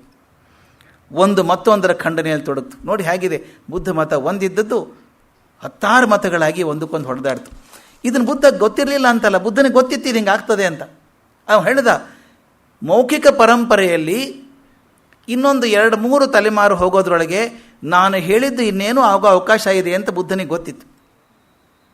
ಅದಕ್ಕೆ ಅವನು ಏನು ಮಾಡಿದ, ತನ್ನ ಶಿಷ್ಯರನ್ನು ಕರೆದು ಹೇಳ್ತಾನೆ, ನಾನು ಹೋದ ಮೇಲೆ ನಾನು ಹೇಳಿದಂಥ ವಾಣಿಯನ್ನು ನೀವು ಹೇಗೆ ಪರೀಕ್ಷೆ ಮಾಡಬೇಕು, ಅಸತ್ಯ ಹೌದು ಅಲ್ವೋ ಪರೀಕ್ಷೆ ಮಾಡಬೇಕು ಅನ್ನೋದನ್ನು ಮಹಾಪರಿನಿಬ್ಬಾನ ಸುತ್ತ ಅಂತ, ಇದು ಪಾಲಿ ಭಾಷೆ. ಮಹಾಪರಿನಿಬ್ಬಾನ ಸುತ್ತ ಅಂದರೆ ಮಹಾಪರಿನಿರ್ವಾಣ ಸೂತ್ರ. ಆ ಸೂತ್ರದೊಳಗೆ ನಾ ಹೇಳಿದ ಮಾತು ಸರಿನಾ ಅಲ್ವಾ ಅಂತ ಪರೀಕ್ಷೆ ಮಾಡಿಕೊಳ್ಳೋ ಹಾಗೆ ತಿಳಿಸಿದ್ದಾನೆ ಅದರೊಳಗೆ. ಆದರೆ ಅದು ಕೂಡ ಯಾರೂ ಫಾಲೋ ಮಾಡಲಿಲ್ಲ. ಆತ ಪರಿನಿರ್ವಾಣವಾದ ಕೆಲವೇ ಅವಧಿಯಲ್ಲಿ ಅವನು ಹೇಳಿದಂಥ ಊಹೆ ನಿಜ ಆಗಿ ಅವನ ಮಾತುಗಳ ಬಗ್ಗೆ ನಾನಾ ಥರದ ವ್ಯಾಖ್ಯಾನಗಳು ಬರೋಕ್ಕೆ ಶುರುವಾಯಿತು. ಒಂದೊಂದು ವ್ಯಾಖ್ಯಾನವನ್ನು ಅನುಸರಿಸಿ ಒಂದೊಂದು ಧರ್ಮಗಳ ಶುರುವಾಯಿತು. ಒಡೆದು ಚೂರಾಗಿ 18 ಪಂಥಗಳಾಯಿತು ಬೌದ್ಧ ಧರ್ಮ. ಅದರೊಳಗೆ ಮಹಾಸಾಂಘಿಕರು ಅಂತ ಒಂದು ಗುಂಪು, ಥೇರಾಪಂಥಿಗಳು ಅಂತ ಒಂದು ಗುಂಪಾಯಿತು. ಥೇರಾಪಂಥಿಗಳು ಅಂದರೆ ಅವ್ರು ಯಾರು ಮೂಲ ಬುದ್ಧ ಧರ್ಮವನ್ನು ಪಾಲಿಸ್ತಾರೋ ಅವರು ಥೇರಾಪಂಥಿಗಳು ಅಂತ. ಮುಂದೆ ಅವರಲ್ಲೂ ಕೂಡ ಒಡೆದು ಸುಮಾರಾಗಿ ಎಷ್ಟೋ ಉಪಪಂಥಗಳಾಯ್ತಂತೆ, 17-13 ಉಪಪಂಥಗಳಾಯ್ತಂತೆ. ಆ ಒಂದಕ್ಕೊಂದು ಬದುಕೋಕ್ಕಾಗಲಿಲ್ಲ. ಒಂದಕ್ಕೊಂದು ಜಗಳಾಡಿಕೊಂಡು ಒಂದರಲ್ಲೂ ಸೇರಿಕೊಂಡು ಕೊನೆ 4 ಉಳಿದುವಂತೆ. 4 ಉಳಿದದ್ದು ಯಾವುದು ಅಂದರೆ ಪ್ರಭಾವಿ ಪಂಥಗಳು ಅಂದರೆ ವೈಭಾಷಿಕ, ಸೌತ್ರಾಂತಿಕ, ಮಾಧ್ಯಮಿಕ ಮತ್ತು ಯೋಗಾಚಾರ ಅಂತ 4 ಪಂಥಗಳು ಕೊಂಡ್ತು. ಇದನ್ನು ಯಾಕೆ ಹಿಂಗೆ ಹೇಳಿದೆ ಅಂದರೆ ಆಗಿನ ಕಾಲದ ಪರಿಸ್ಥಿತಿ ಹೇಗಿತ್ತು ಅಂದರೆ ಬೌದ್ಧ ಧರ್ಮ ಅಶಕ್ತವಾಗ್ತಾ ಇತ್ತು, ನಮ್ಮ ವೈದಿಕ ಧರ್ಮ ಕೂಡ ಶಕ್ತಿಯನ್ನು ಕಳ್ಕೊಳ್ತಾ ಇತ್ತು. ಅದಕ್ಕೆ ಹೇಳ್ತಾರೆ, ಒಂದೆಡೆಗೆ ಸನಾತನ ಧರ್ಮದ ವೈದಿಕ ಪರಂಪರೆಗಳು ಸತ್ವಹೀನವಾದವು, ಮತ್ತೊಂದೆಡೆಗೆ ಬುದ್ಧನ ವಾಣಿ ಮರೆಯಾಗಿ ಅಲ್ಲಿಯೂ ಆಚರಣೆಗಳು ಕೂಡ ಬಲವಾಗಿ ಪರಮ ಉದ್ದೇಶವೇ ವೈದಿಕ ಮತವನ್ನು ಖಂಡಿಸೋದು ಅಂತ ಆಗ್ಬಿಡ್ತು. ಬೌದ್ಧರ ಮುಖ್ಯ ಉದ್ದೇಶ ಏನಾವಾಗ ವೈದಿಕ ಧರ್ಮವನ್ನು ಖಂಡಿಸೋದು ಅಂತ. ಅದೇ ಟ್ರೈನಿಂಗ್ ಶುರುವಾಯಿತು. ಇಂಥ ಆಶಾಹೀನ ಪರಿಸ್ಥಿತಿಯೊಳಗೆ ಶ್ರೀ ಶಂಕರರ ಅವತಾರ ಆಯಿತು ಅಂತ ನಮ್ಮ DVG ಬಹಳ ಚಂದ ಹೇಳ್ತಾರೆ. ಹಳೆಯ ಭಕ್ತಿ ಶ್ರದ್ಧೆ ಅಳಿಸಿ ಹೋಗಿವೆ ಮಾಸಿ, ಸುಳಿದಿಲ್ಲ ಆವ ಹೊಸ ದರ್ಶನದ ಹೊಳಪುಂ, ಪಳಗಿದ್ದ ಮನೆ ಬಿದ್ದ ಕುಂಟ ಕುರುಡನ ತೆರದಿ ತಳಮಳಿಸುತ್ತಿದೆ ಲೋಕ ಮಂಕುತಿಮ್ಮ ಅಂತ. ಎಂಥ ಕಣ್ಣಿಗೆ ಕಟ್ಟುವಂಥ ಉದಾಹರಣೆಪ್ಪ ಇದು ಅನಿಸ್ಬಿಡ್ತದೆ. ಹಳೆಯ ಭಕ್ತಿ ಶ್ರದ್ಧೆ ಅಳಿಸಿ ಹೋಗಿವೆ ಮಾಸಿ. ಹಳೆ ಇದ್ದಂಥ ಶ್ರದ್ಧೆ ಭಕ್ತಿ ಅವೆಲ್ಲ ಮಾಸಿ ಆಗಿಬಿಟ್ಟಿದ್ದಾವೆ, ಕಣ್ಮುಂದಿಲ್ಲ. ಈಗ ನಾವು ಮನೆಯಲ್ಲೇ ನೋಡ್ತಿದ್ದೀವಿ, ನಾವು ಮನೆಯಲ್ಲೇ ಪರಿಸ್ಥಿತಿಗಳನ್ನು ಅಲ್ವಾ. ಮನೆಯಲ್ಲಿ ಅಮ್ಮ ಹೇಳ್ತಾರೆ, ಬಾರೋ ನಮಸ್ಕಾರ ಮಾಡ್ಬಾ, ದೇವರಿಗೆ ಮಂಗಳಾರತಿ ಮಾಡ್ತಿದ್ದಾರೆ ನಮಸ್ಕಾರ ಮಾಡ್ಬಾ ಅಂತಾರೆ ಅಡುಗೆ ಮನೆಯಲ್ಲಿ. ಹೊರಗಡೆ ಹಾಲಲ್ಲಿ MTV ಕರೀತಾ ಇದೆ. ಆ ಹುಡುಗ ಎಲ್ಲಿ ಹೋಗಬೇಕು? ನಿಮ್ಮ ಮನೆಯಲ್ಲಿ ವಾತಾವರಣ ಸೃಷ್ಟಿ ಮಾಡಿದ ಹಾಗೆ ಅಲ್ವಾ. ಅದರಿಂದ ಅಲ್ಲಿ ಬರೋದು ಹೀಗೆ ನಮ್ಗೆ ಅನಿಸುತ್ತೆ, ಹುಡುಗರು ಏನು ಸರಿ, ಅದಕ್ಕೂ ಆಸಕ್ತಿ ಇಲ್ಲ ಹುಡುಗರಿಗೆ, ಪೂಜೆ ಮಾಡೋಕ್ಕೆ ಆಸಕ್ತಿ ಇಲ್ಲ, ಬೇಡ ಬೇಡ ಅಂತಾರೆ. ನಮಗೆ ಅನಿಸುತ್ತೆ ಹಳೆ ಶ್ರದ್ಧೆ ಹೇಳ್ತಾರಲ್ಲ, ಭಕ್ತಿ ಶ್ರದ್ಧೆ ಅಳಿಸಿ ಹೋಗಿವೆ ಮಾಸಿ. ಹೊಳೆದಿಲ್ಲ ಯಾವ ಹೊಸ ದರ್ಶನದ ಹೊಳಪು ಹೊಸ ದರ್ಶನದ ಹೊಳಪು ಬಂದಿಲ್ಲ, ಹಳೆಯ ದರ್ಶನ ಕಳೆದು ಹೋಗ್ತಾ ಇದೆ. ಇದು ಹೇಗಾಗಿದೆ ಅಂದರೆ, ಪಳಗಿದ್ದ ಮನೆ ಬಿದ್ದ ಕುಂಟ ಕುರುಡನ ತೆರದಿ. ಕುಂಟ ಕುರುಡದ ಮನೆಯಲ್ಲಿದ್ದಾರೆ. ಕುರುಡ ಕೂಡ ಮನೆಯಲ್ಲಿದ್ದರೆ, ಇರೋ ಮನೆಯಲ್ಲೇ ಇದ್ದರೆ ಪಳಗಿದ್ದ ಮನೆ ಅಂತದು. ಅಲ್ಲೇ ಇರೋ ಮನೆ ಅವನು ಗೊತ್ತಿದೆ, ಗೋಡೆಯಲ್ಲಿದೆ, ಬಾಗಿಲೆಲ್ಲಿದೆ, ತನ್ನ ಸೂಟಿ ಮೇಲೆ ಅಡ್ಡಾಡ್ತಾನೆ, ಅವನು ಕೈ ಅಡ್ಡಾಡ್ಸ್ಕೊಂಡು ಹೋಗ್ತಾನೆ. ಅವನ ಟೇಬಲ್ ಎಲ್ಲಿದೆ ಅಂತ ಗೊತ್ತು. ಈ ನನ್ನ ಮನೆಯಲ್ಲಿದೆ, ನನ್ನ ಮಾವ ಇದ್ದಾರೆ ಊರಲ್ಲಿ, ಪಾಪ 82 ವಯಸ್ಸಿಗೆ ಕಣ್ಣು ಹೋಗ್ಬಿಡ್ತು ಅವ್ರದ್ದು, 2 ಕಣ್ಣು ಹೋಗ್ಬಿಡ್ತು. ಮೊದಲಿಂದ ಕಣ್ಣಿಲ್ಲ ಅಂದ್ರೆ ಒಂದು ಮ್ಯಾದ್ ಬೇರೆ. ಇಷ್ಟು ವರ್ಷ ಜಗತ್ತನ್ನು ನೋಡಿ ಒಂದೇ ಸಲ ಕತ್ಲೆ ಆಗಿಬಿಟ್ರೆ ಬದುಕು ಕಷ್ಟ ಆಗ್ತದೆ. ಅವರು ಮೊದಲೊಂದು ಸ್ವಲ್ಪ ದಿವಸ ಕಷ್ಟ ಆಯಿತು. ಈಗ ಮನೆಯಲ್ಲೆಲ್ಲ ಅಡ್ಡಾಡ್ಕೊಂಡಿರ್ತಾರೆ. ಅವ್ರಿಗೆ ಗೊತ್ತು, ಎಷ್ಟು ಹೆಜ್ಜೆ ಇಟ್ಟರೆ ಸೋಫಾ ಬರ್ತದೆ, ಎಷ್ಟು ಹೆಜ್ಜೆ ಇಟ್ಟರೆ ಬಾಗಿಲು ಬರ್ತದೆ, ಎಲ್ಲಿ ಮೆಟ್ಲಿದೆ, ಅದು ಅಭ್ಯಾಸ ಆಗಿ ಹೋಗಿದೆ ಅವರಿಗೆ. ಆಗಿ ಆಗಿ ಆಗಿ ಈಗ ನಾವು ಎಷ್ಟೋ ಸಲ ಬಂದವರು ಕಾಣಿಸಲ್ವ ಅವರಿಗೆ, ತರ ಅಡ್ಡಾಡ್ತಾರೆ, ಇಲ್ಲಿ ಮಾತ್ರ ಅಡ್ಡಾಡ್ತಾರೆ. ಯಾಕಂದ್ರೆ ಅದು ಅಭ್ಯಾಸ ಆಗಿದೆ. ಪಳಗಿದ್ದ ಮನೆ ಈಗೇನಾಗಿದೆ, ಪಳಗಿದ್ದ ಮನೆ ಬಿದ್ದು ಹೋಗಿದೆ. ಪಳಗಿದ್ದ ಮನೆ ಬಿಟ್ಟು ಹೋದಾಗ ಆ ಕುಂಟ ಕುರುಡರ ಪರಿಸ್ಥಿತಿ ಏನಾಗಬೇಕು ಅಂತ ಹಾಗಾಗಿದೆ ನಮ್ಮದು. ತಳಮಳಿಸುತ್ತಿದೆ ಲೋಕ ಮಂಕುತಿಮ್ಮ. ಆ ತಳಮಳ ಆಗುವ ಪ್ರಸಂಗ ಬರುವಾಗ ಶ್ರೀ ಶಂಕರರ ಅವತಾರವಾಯಿತು ಅಂತ. ಕಾಲಡಿ ಅನ್ನುವಂಥದ್ದು ಪೂರ್ಣಾ ನದಿಯ ದಂಡೆ ಮೇಲಿರುವಂಥ ಪುಟ್ಟ ಗ್ರಾಮ. ಬಹುಶಃ ಸಾಕಷ್ಟು ಜನ ನೋಡಿರ್ತೀರಿ ಅದನ್ನು. ಅದ್ಭುತವಾದ ಜಾಗ. ಅಲ್ಲಿ ವಿದ್ಯಾಧಿರಾಜರು ಅಂತ ಮಹಾನ್ ಪಂಡಿತರು. ಅವ್ರು ತಮ್ಮದೇ ಒಂದು ಗುರುಕುಲ ತೆಗೆದಿದ್ರು. ಮಕ್ಕಳು ಸಾಕಷ್ಟು ಜನ ಕಲಿಯೋಕ್ಕೆ ಬರೋರು. ವಿದ್ಯಾಧಿರಾಜರ ಗುರುಕುಲ ಅಂದರೆ ಬಹಳ ಪ್ರಸಿದ್ಧವಾದಂಥ ಗುರುಕುಲ ಕಾಲಡಿಯಲ್ಲಿ. ಅವು ತಮ್ಮದೇ ಗುರುಕುಲ ಇದ್ದರೂ ಕೂಡ ಅವರು ತಮ್ಮ ಒಬ್ಬನೇ ಮಗ, ಏಕಮಾತ್ರ ಪುತ್ರನನ್ನು ಪಕ್ಕದ ಹಳ್ಳಿಯಲ್ಲಿದ್ದಂಥ ಆತ್ರೇಯ ಗುರುಕುಲಕ್ಕೆ ಕಳಿಸ್ತಾ ಇದ್ರು. ಮಗ ಶಿವಗುರು ಅಂತ ಹೆಸರು. ಆ ಶಿವಗುರುವನ್ನು ತನ್ನ ಕಡೆ ಯಾಕೆ ಇಟ್ಕೊಳ್ಳಿಲ್ಲ, ಪಕ್ಕದ ಊರಿನ ಆತ್ರೇಯ ಆಶ್ರಮಕ್ಕೆ ಯಾಕೆ ಕಳಿಸಿದರು? ಇಷ್ಟೇ. ಅಪ್ಪ ಹೇಳೋದಕ್ಕಿಂತ ಗುರುಗಳು ಹೇಳಿ. ನನ್ನ ಮನಸ್ಸಲ್ಲಿ ಎಲ್ಲೋ ಒಂದು ಕಡೆ ಕರುಣೆ ಬರ್ಬೋದು, ನನ್ನ ಮಗ ಅಂತ ಕನ್ಸೆಷನ್ ಕೊಡಬೇಕು ಅನಿಸ್ಬೋದು, ಅಥವಾ ಅವನ ಸಲಿಗೆ ತೊಗೋಬೋದು ಅಂತ ಅಂದ್ಕೊಂಡು ಅಪ್ಪ ಏನು ಮಾಡಿದರು, ಕಲಿಯೋದಿದ್ರೆ ಆತ್ರೇಯ ಗುರುಕುಲದಲ್ಲಿ ಕಲೀಲಿ ಅಂತ ಏಕಮಾತ್ರ ಪುತ್ರನಾದ ಶಿವಗುರುವನ್ನ ಆತ್ರೇಯ ಆಶ್ರಮಕ್ಕೆ ಕಳಿಸಿದರು. ಆದರೆ ಆ ಶಿವಗುರುವಿಗೆ ಏನು ಭಗವದ್ ಶ್ರದ್ಧೆ, ನಂಬಿಕೆ, ಭಕ್ತಿ ಅಂತಂದರೆ ಕ್ಷಣ ಕ್ಷಣಕ್ಕೂ ಮೈ ಮರೆತು ಬಿಡಬೇಕು, ಭಾವ ಸಮಾಧಿಗೆ ಹೋಗಬೇಕು. ವೈರಾಗ್ಯದ ಅಂಶಗಳು ಇಷ್ಟು ಹೆಚ್ಚಾಗಿ ಕಾಣಿಸ್ತಿತ್ತು ಅಂತಂದರೆ ಆತ್ರೇಯ ಗುರುಕುಲದ ಗುರುಗಳು ಹೇಳಿದ್ರಂತೆ, ಮಾರಾಯ ನಿಮ್ಮ ತಂದೆ ಕಡೆ ವಾಪಸ್ ಹೋಗ್ಬಿಡಪ್ಪ, ಯಾಕಂದ್ರೆ ನೀನು ನೋಡಿದ್ರೆ ಸನ್ಯಾಸ ತೊಗೊಳಂಗೆ ಕಾಣಿಸ್ತಿ, ಆದ್ದರಿಂದ ನಿಮ್ಮ ತಂದೆ ತಾಯಿ ಪರ್ಮಿಷನ್ ಇಲ್ಲದೆ ಮಾಡೋಕ್ಕೆ ಬರೋದಿಲ್ಲ, ನೀನು ಅಲ್ಲೇ ತಂದೆ ಕಡೆ ಹೋಗಿ ಅಲ್ಲೇ ಕಲಿ ಅಂತ ವಾಪಸ್ ಬಂದರು. ಬಂದಮೇಲೆ ತಂದೆ ವಿದ್ಯಾಧಿರಾಜರು ನೋಡಿದ್ರ ಮಗನ, ಅವ್ರಿಗೂ ಅನ್ನಿಸ್ತು ಲಕ್ಷಣ ಬಹಳ ಸೆಳೆತಾ ಇದೆ ಹುಡುಗನಿಗೆ, ಸನ್ಯಾಸ ಕಡೆ ಸೆಳೆತಾ ಇದೆ. ಆದರೆ ಬೇಡ ಅಂದ್ಕೊಂಡು ಏನು ಮಾಡಿದರು ಅಂದರೆ, ಹತ್ತಿರದಲ್ಲಿರುವಂಥ ಮೇಲ್ಪಾಳೂರು ಇಲ್ಲಮ್ಮ ಅಂತ ಒಂದು ಊರು, ಅಲ್ಲಿರುವಂಥ ಆಚಾರ್ಯ ಮಘ ಪಂಡಿತರು ಅಂತ, ಅವರು ದೊಡ್ಡ ಪಂಡಿತರು. ಆ ಮಘ ಪಂಡಿತರ ಪುತ್ರಿ ಆರ್ಯಾಂಬ ಅವರ ಜೊತೆಗೆ ವಿವಾಹವನ್ನು ನೆರವೇರಿಸಿದರು. ಆರ್ಯಾಂಬ ಕೂಡ ತುಂಬ ವಿದ್ಯಾವತಿ, ಗುಣವತಿ, ಗಂಡನಿಗೆ ಅತ್ಯಂತ ಅನುಕೂಲವಾದಂಥ ಸತಿ. ಮದುವೆ ಆದಮೇಲೆ ತುಂಬ ಸಂತೋಷವಾಗಿದ್ದರು ಶಿವಗುರುಗಳು. ಆಕೆ ಎಷ್ಟು ಅವ್ರಿಗೆ ಸಹಾಯ ಮಾಡ್ತಿದ್ರು ಆಧ್ಯಾತ್ಮಿಕ ಚಿಂತನೆಯಲ್ಲಿ ಅಂತಂದರೆ, ಎಷ್ಟೋ ಸಲ ಅಂತಿದ್ರಂತೆ, ಆರ್ಯಾಂಬ ಕೂಡ ಒಬ್ಬ ಸನ್ಯಾಸಿನಿ ಆದಷ್ಟು ದೊಡ್ಡವರಿದ್ದಾರೆ ಅಂತ. 20 ವರ್ಷ ಆದರೂ ಮಕ್ಕಳಾಗಲಿಲ್ಲ ಅವ್ರಿಗೆ. ಮದುವೆ ಆಗಿ 20 ವರ್ಷ ಆದರೂ ಮಕ್ಕಳಾಗಲಿಲ್ಲ. ಇಷ್ಟು ಚಂದ ಬರೀತಾ ಇರೋದ್ರಲ್ಲಿ ಶಿವಗುರುಗಳಿಗೆ ಗೊತ್ತೂ ಆಗಲಿಲ್ಲ ಅಂತ. ಮಕ್ಕಳು ಬೇಕು ಅನಿಸ್ತಿಲ್ಲ, ಇಬ್ಬರು ಹಾಗೇ ಇದ್ದುಬಿಟ್ರು. ಆರ್ಯಾಂಬ ಮನಸ್ಸಲ್ಲಿ ಇತ್ತು ಮಗು ಆಗಬೇಕು ಅಂತ ಒಂದಿತ್ತು, ಶಿವಗುರು ಮನಸ್ಸಲ್ಲೂ ಬರಲಿಲ್ಲ. ಒಂದು ದಿವಸ ಬರಬೇಕಾದ್ರೆ ತೈತ್ರಿಯ ಉಪನಿಷತ್ತನ್ನು ಹೇಳ್ಕೊಂಡಿದ್ರು ಹುಡುಗರು, ವಿದ್ಯಾರ್ಥಿ ಗುರುಕುಲ ನಡೆಸ್ತಾ ಇದ್ದಾರಲ್ಲ ಅವ್ರ ಕಡೆ. ಆ ಹುಡುಗರು ಉಪನಿಷತ್ತು ಹೇಳುವಾಗ ಮುಂದೆ ಬಂದಾಗ ಯಾವುದೋ ಒಂದು ಕಡೆ ಮಾತು ಬರ್ತದೆ, ನಾನು ತಂದೆ ತಾಯಿ ಋಣವನ್ನು ಹೇಗೆ ತೀರಿಸಬೇಕು ಅಂದರೆ, ನನಗೊಬ್ಬ ಮಗ ಆದರೆ ನನ್ನ ತಂದೆ ಋಣ ತೀರ್ತದೆ ಅಂತ ಮಾತು ಬಂತು. ಆ ಮಾತು ಉಳ್ಕೊಂಡ್ಬಿಡುತ್ತೆ ತಲೆಯಲ್ಲಿ. ಮನೆಗೆ ಬಂದರು, ನಾನು ಎಲ್ಲವನ್ನೂ ಮಾಡ್ತಾ ಇದ್ದೇನೆ, ಮಕ್ಕಳಿಗೆ ಜ್ಞಾನ ಕೊಡ್ತಾ ಇದ್ದೀನಿ, ಆದರೆ ನಮ್ಮ ತಂದೆ ಪಿತೃ ಋಣ ತೀರ್ಸೋಕ್ಕಾಗತ್ತಾ ನನಗೆ? ಆಗಬೇಕಾದ್ರೆ ನನ್ನ ಮಗ ಇರಬೇಕಲ್ಲ. ಹೋಗಿ ಹೇಳಿದ್ರಂತೆ ಆರ್ಯಾಂಬಾಗೆ, ಇಷ್ಟು ದಿವಸ ನಾನು ಅದು ವಿಚಾರ ಮಾಡಲಿಲ್ಲ, ಈಗೇನು ಮಾಡೋದು ಅಂತ. ಹಾಗಾದ್ರೆ ಕೇಳೋಣ, ಆತ್ರೇಯರನ್ನ ಕೇಳೋಣ. ಆತ್ರೇಯರು ಕೇಳಿದ್ರಂತೆ. ಆ ಗುರುಗಳು ಹೇಳಿದರು, ಒಂದು ಕೆಲಸ ಮಾಡಪ್ಪ, ನಿಮ್ಮ ಕುಲದೇವರಾದಂಥ ಶ್ರೀಕೃಷ್ಣನನ್ನು ಪ್ರಾರ್ಥನೆ ಮಾಡಿ, ಅದ್ರ ಜೊತೆಗೆ ತಿರುಶಿವಪೆರೂರಿನ ವೃಷಭಾಚಲೇಶ್ವರನನ್ನು ಸೇವೆ ಮಾಡಿ, ಅಲ್ಲಿ ಹೋಗಿ ಮಾಡಿ, ಒಳ್ಳೆಯದಾಗ್ತದೆ, ಭಗವಂತ ನಿಮ್ಮ ಕೃಪೆ ಮಾಡ್ತಾನೆ ಅಂತ. ಅವಾಗೆಲ್ಲ ಭಗವಂತನ ತುಂಬ ಶ್ರದ್ಧೆ ಇಟ್ಟಂಥ ಜನ. ಶಿವಗುರುಗಳು ಆರ್ಯಾಂಬ ಇಬ್ಬರೂ ವೃಷಭಾಚಲೇಶ್ವರನ ದೇವಸ್ಥಾನಕ್ಕೆ ಹೋಗಿ ಅಲ್ಲಿ 48 ದಿವಸ ಸೇವೆ ಮಾಡ್ತಾರೆ. ಈ ಸೇವೆ ಅಂದಾಗ ನಾವು ಸೇವೆ ಮಾಡೋ ರೀತಿಗಳು ಬೇರೆ ಇರ್ತವೆ. ಹೇಳ್ಕೊಳ್ಳೋದು ಜಾಸ್ತಿ ನಮ್ಮದು. ಮಾಡಿದ್ದು 3 ದಿವಸ ಸೇವೆ, ಒಂದು 30 ವರ್ಷ ಹೇಳ್ಕೊತೀವಿ. 3 ದಿವಸ ಸೇವೆ ಮಾಡಿದ್ದೆ ನಾನು ಆವಾಗ. 3 ದಿವಸ ಸೇವೆ ಮಾಡೋದಂದರೆ ಹೇಗೆ ಪೂರ್ತಿ ಶರಣಾಗತಿ, ಆ ರೀತಿ ಬದುಕಿದ್ರು ಅವರು ಅಂತ. ಅವ್ರು ಬರೀತಾರೆ, ಎಷ್ಟು ವಿವರಗಳನ್ನು ಬರೀತಾರೆ ಅಂದರೆ 24 ತಾಸು ಬೇರೆ ಮಾತಿಲ್ಲ, ವೃಷಭಾಚಲೇಶ್ವರ ಸನ್ನಿಧಾನದಲ್ಲೇ ಇರಬೇಕು ಅವರು. ಕಾಯ ವಾಚ ಮನಸ್ಸ ಅಲ್ಲೇ ಇರಬೇಕದು. ಹಾಗೆ ಇದ್ದರು. ಇದ್ದಾಗ ಮಾತ್ರ ಫಲ ಕೊಡ್ತದೆ ಅಂತ ನಾನೊಂದು ಯಾವಾಗಲೂ ಹೇಳ್ತಾ ಇರ್ತೀನಿ. If your intentions are honest and pure, God will stand next to you. ಅಲ್ಲಿ ಪ್ಯೂರಿಟಿ ಇಲ್ಲದೆ ಹೋದಾಗ ಭಗವಂತ ಇರ್ತಾನೆ ಅಂತ ಅನ್ಕೋಬೇಡಿ. ಎಷ್ಟೋರು ಭಗವಂತನ ಸೇವೆಯಲ್ಲಿ ಮಗ್ಗನಾಗ್ಬಿಟ್ಟಿದ್ರು ಅಂದರೆ ಬೇರೆ ಚಿಂತೆ ಇಲ್ಲ. ಹಗಲು ರಾತ್ರಿ ದೇವಸ್ಥಾನ ಮುಂದೆ ಕೊಡೋದು, ಪೂಜೆ ಮಾಡೋದು ಇತ್ತು. 48ನೇ ದಿವಸ ಮಲ್ಕೊಂಡಿದ್ದಾರೆ. ಮಧ್ಯರಾತ್ರಿ ಹೊತ್ತಿಗೆ ಒಂದು ಕನಸು, ಶಿವಗುರುವರೇ ಒಂದು ಕನಸು. ಎಂಥ ಅದ್ಭುತ ಕನಸು ಗೊತ್ತಾ, ಎಷ್ಟು ಚೆಂದಾಗಿ ದಾಖಲೆ ಮಾಡಿದ್ದಾರೆ ಅಂದರೆ, ಕನಸಲ್ಲಿ ನೋಡಿ, ನೀವು ಯಾವ ರೀತಿ ಚಿಂತನೆ ಮಾಡ್ತೀರ ಅದೇ ಥರ ಕನಸು ಬರ್ತದೆ. It's extension of your thoughts. ಅವ್ರು ಬರೀ ಭಗವಂತನ ಬಗ್ಗೆ ಚಿಂತೆ ಮಾಡ್ತಿರುವಾಗ ಕನಸಲ್ಲಿ ಬಂದದ್ದು ಒಂದು ಕಾವ್ಯವಾಚನ ಕಾರ್ಯಕ್ರಮ ನಡೀತಾ ಇದೆ. ಕುಮಾರ ಸಂಭವವನ್ನು ಕಾವ್ಯವಾಚನ ಮಾಡ್ತಿದ್ದಾರೆ. ನೋಡಿ ಹೇಗಿದೆ. ಕುಮಾರ ಸಂಭವದ ಕಾವ್ಯವಾಚನೆ ಮಾಡುವಾಗ ಅವ್ರು ಎಷ್ಟು ಚೆಂದಾಗಿ ಹೇಳ್ತಿದ್ರು ಕಾವ್ಯ ಗಮಕಿಗಳು ಅಂತಂದರೆ, ಆ ಕಾವ್ಯವಾಚನ ಚೆನ್ನಾಗಿ ಕುಮಾರ ಸಂಭವವನ್ನು ಹೇಳ್ತಾ ಇದ್ರು. ಎಲ್ಲರೂ ಬಗ್ಗರಾಗಿ ಕೇಳ್ತಾ ಇದ್ರಂತೆ. ಸನ್ನಿವೇಶ ಏನು? ಕೈಲಾಸದಲ್ಲಿ ಸಭೆ ನೆರೆದಿದೆ. ಎಲ್ಲರೂ ಇದ್ದಾರೆ. ಬ್ರಹ್ಮ ವಿಷ್ಣುಗಳಾದಿ ಎಲ್ಲ ದೇವತೆಗಳು ಕೂಡಿದ್ದಾರೆ. ಯಾರೂ ಸಂಭ್ರಮದಲ್ಲಿಲ್ಲ. ಎಲ್ಲರೂ ಚಿಂತೆಯಿಂದ ಮುಖ ಉದ್ದ ಮಾಡ್ಕೊಂಡು ಕೂತಿದ್ದಾರೆ.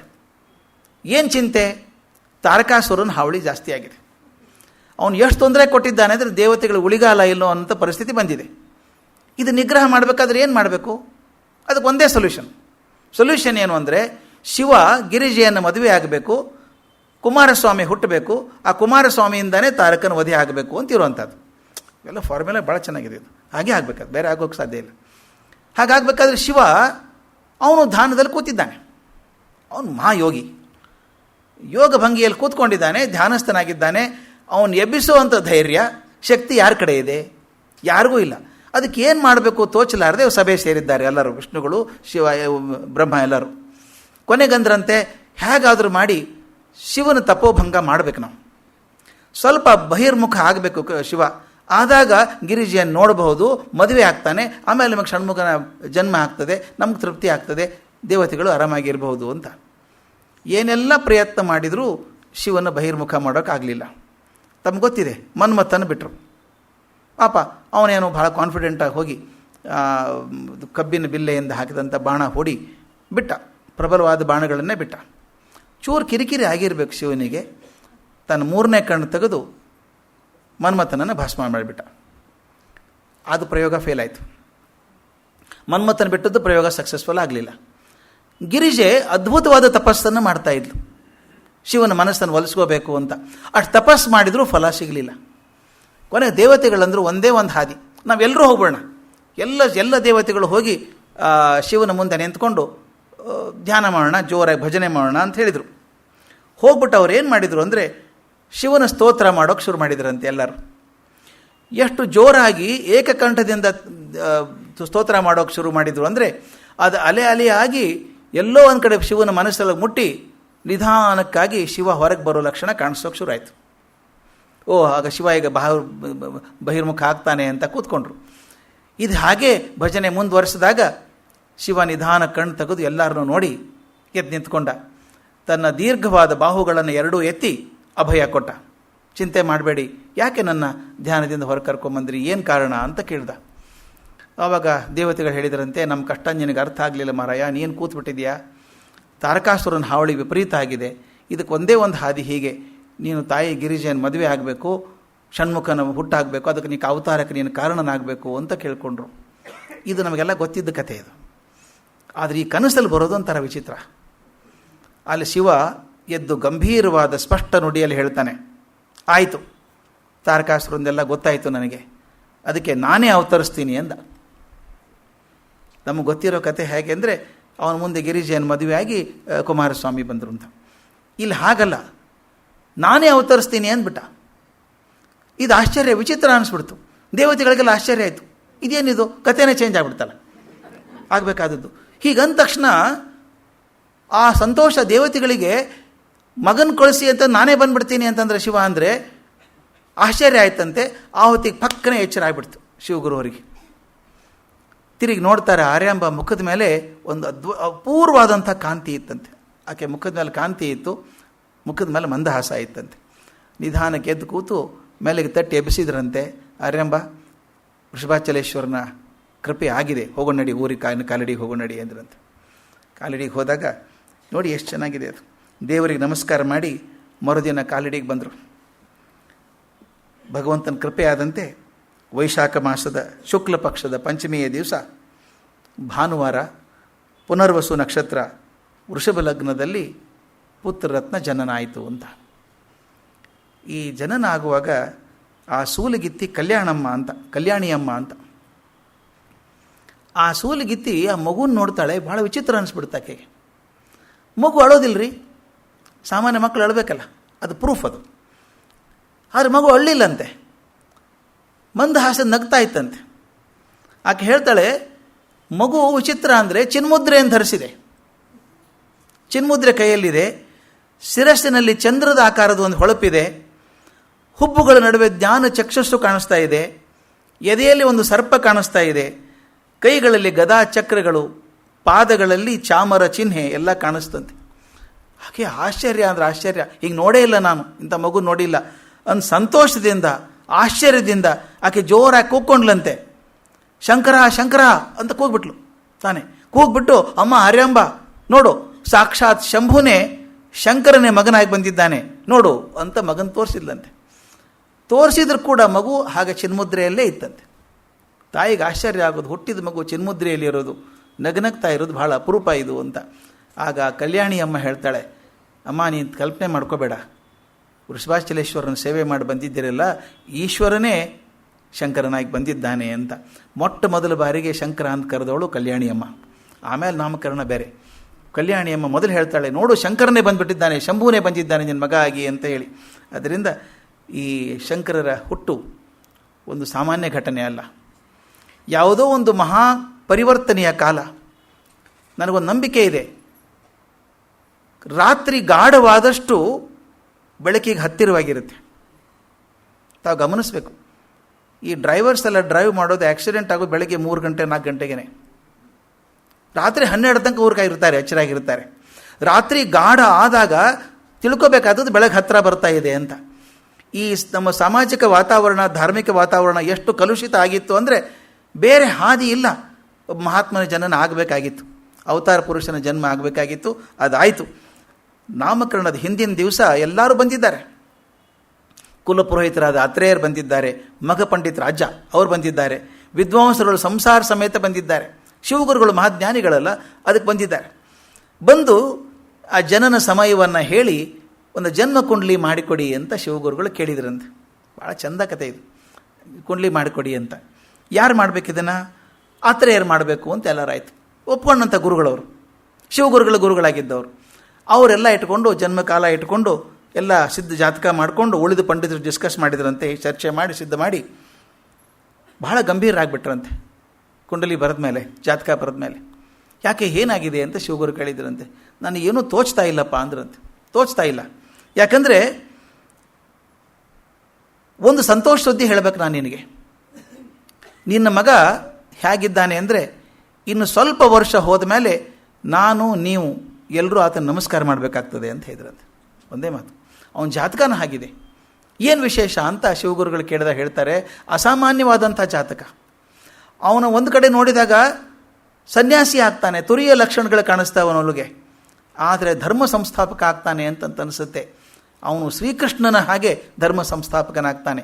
ಅವನು ಜ್ಞಾನವನ್ನು ಪಡ್ಕೊಳ್ಳೋದಷ್ಟೇ ಅಲ್ಲ, ಜ್ಞಾನ ಸೃಷ್ಟಿ ಮಾಡುವಂಥ ಮಹಾನ್ ವ್ಯಕ್ತಿ ಆಗ್ತಾನೆ ಅಂತ ಅತ್ರೇಯ ಗುರುಗಳು ಕೊಂಡ್ಲಿಯಲ್ಲಿ ಬರೆದ್ರಂತೆ. ಅದ್ಭುತ ಅನಿಸಲ್ವಾ? ಮಗು ಹುಟ್ಟಿದಾಗ ಜ್ಞಾನ ಪ್ರಸಾರ ಬಹಳ ಸುಲಭದ ಕೆಲಸ, ಗೊತ್ತಿದ್ದದನ್ನು ಹೇಳೋದು. ಜ್ಞಾನ ಸೃಷ್ಟಿ ಮಾಡೋದಿದೆಯಲ್ಲ, ಅದ್ಭುತವಾದ ಕೆಲಸ. ಅದನ್ನು ಜ್ಞಾನ ಸೃಷ್ಟಿ ಮಾಡ್ತಾನೆ. ಅದು ಕೇಳ್ತಾ ಇರೋರು, ನೀವೇ ಅವನ ಜಾತಕವನ್ನು ಗಮನಿಸಿ ನೋಡಿ. ಈತ ತನ್ನ 5ನೇ ವಯಸ್ಸಿನಲ್ಲಿ ಸಕಲ ಲೌಕಿಕ ವಿದ್ಯೆಗಳನ್ನು ಪಡೆದು 8ನೇ ವರ್ಷದಲ್ಲಿ ವೇದಾಂತ ಸಕಲ ಶಾಸ್ತ್ರಗಳನ್ನು ಅರಗಿಸಿಕೊಂಡು ಶ್ರೀ ವೇದವ್ಯಾಸರಂತೆ ಜ್ಞಾನ ಸೃಷ್ಟಿ ಮಾಡುವವನಾಗುತ್ತಾನೆ. ಇವನಲ್ಲಿ ತುರಿಯಾಶ್ರಮದ ಲಕ್ಷಣಗಳನ್ನಿದ್ದು ಶ್ರೀಕೃಷ್ಣನಂತೆ ಧರ್ಮ ಸಂಸ್ಥಾಪಕನಾಗುತ್ತಾನೆ, ವಿಶ್ವವ್ಯಾಪಕನಾಗುವ ತತ್ವಜ್ಞಾನಿ ಆಗುತ್ತಾನೆ ಅಂತ ಅತ್ರೇಯರು ಜಾತಕದಲ್ಲಿ ಬರೆದರಂತೆ. ಹೆಸರೇನಿಡಬೇಕು? ಮುಂದೆ 3 ದಿವಸದ ಮೇಲೆ ನಾಮಕರಣ ಬಂದಾಗ ಎಲ್ಲರೂ ಹೇಳಿದ್ರಂತೆ, ಅಧಿಕಾರ ಇದು ಅಜ್ಜಂದು. ಆರ್ಯಂಬ ತಂದೆ ಮಖಪಂಡಿತರು ಹೇಳಿದ್ರಂತೆ, ಕಲ್ಯಾಣಿ ಅಮ್ಮ ಒತ್ತೆ ಕರೆದು ಬಿಟ್ಟಿದ್ದಾಳೆ ಶಂಕರ ಅಂಥೇಳಿ. ಈಶ್ವರ ಈ ರೂಪದಲ್ಲಿ ಬಂದಿದ್ದಾನೆ, ಅವನಿಗೆ ಶಂಕರ ಅಂತ ಹೆಸರಿಡಬೇಕು ಅಂತ ಹೇಳಿದರು. ಆ ಶಂಕರ ಅನ್ನುವಂಥ ಹೆಸರು ಶಾಶ್ವತವಾಯಿತು. ಇಲ್ಲಿಗೆ ಆ ಮಾತನ್ನು ನಿಲ್ಲಿಸೋಣ. ನಮಸ್ಕಾರ.